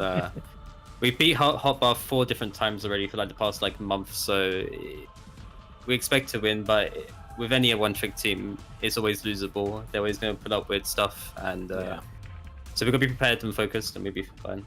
Okay. And just as a maybe some don't really understand from the concept of just your own position, just playing the Reaper in this composition, walk me through some of the fees. What are you mostly looking for in these fights, apart from just A10 obliterating everybody that you see? I'm looking to enable everyone on my team. If it's Azaria that's carrying this fight, I'm gonna enable Azaria. If that means like contesting the Reaper on off angle, trying to contest Azaria, or just breaking our Rhine shield to help our Rhine so we can shatter, anything like that. I'm just looking to help my teammates do their roles, and my damage is going to keep piling on to them. Cool. Well, Fees, I think it's more than about time that we let you get back to your team and get back to VOD review and all the serious work that goes on the second the match finishes, I'm sure. But before we let you go, anything you'd like to say to round out the broadcast, or anyone you'd like to give a shout out to? I just shout out to my team for just playing well and being great teammates and popping off as usual. We all played well today, so yeah. Well, Fees, always a pleasure to talk to you. Best of luck with the rest of your run through Trials. Looking forward to see how Shoes Mini Crew can make the rest of the week work. Thank you. Goodbye.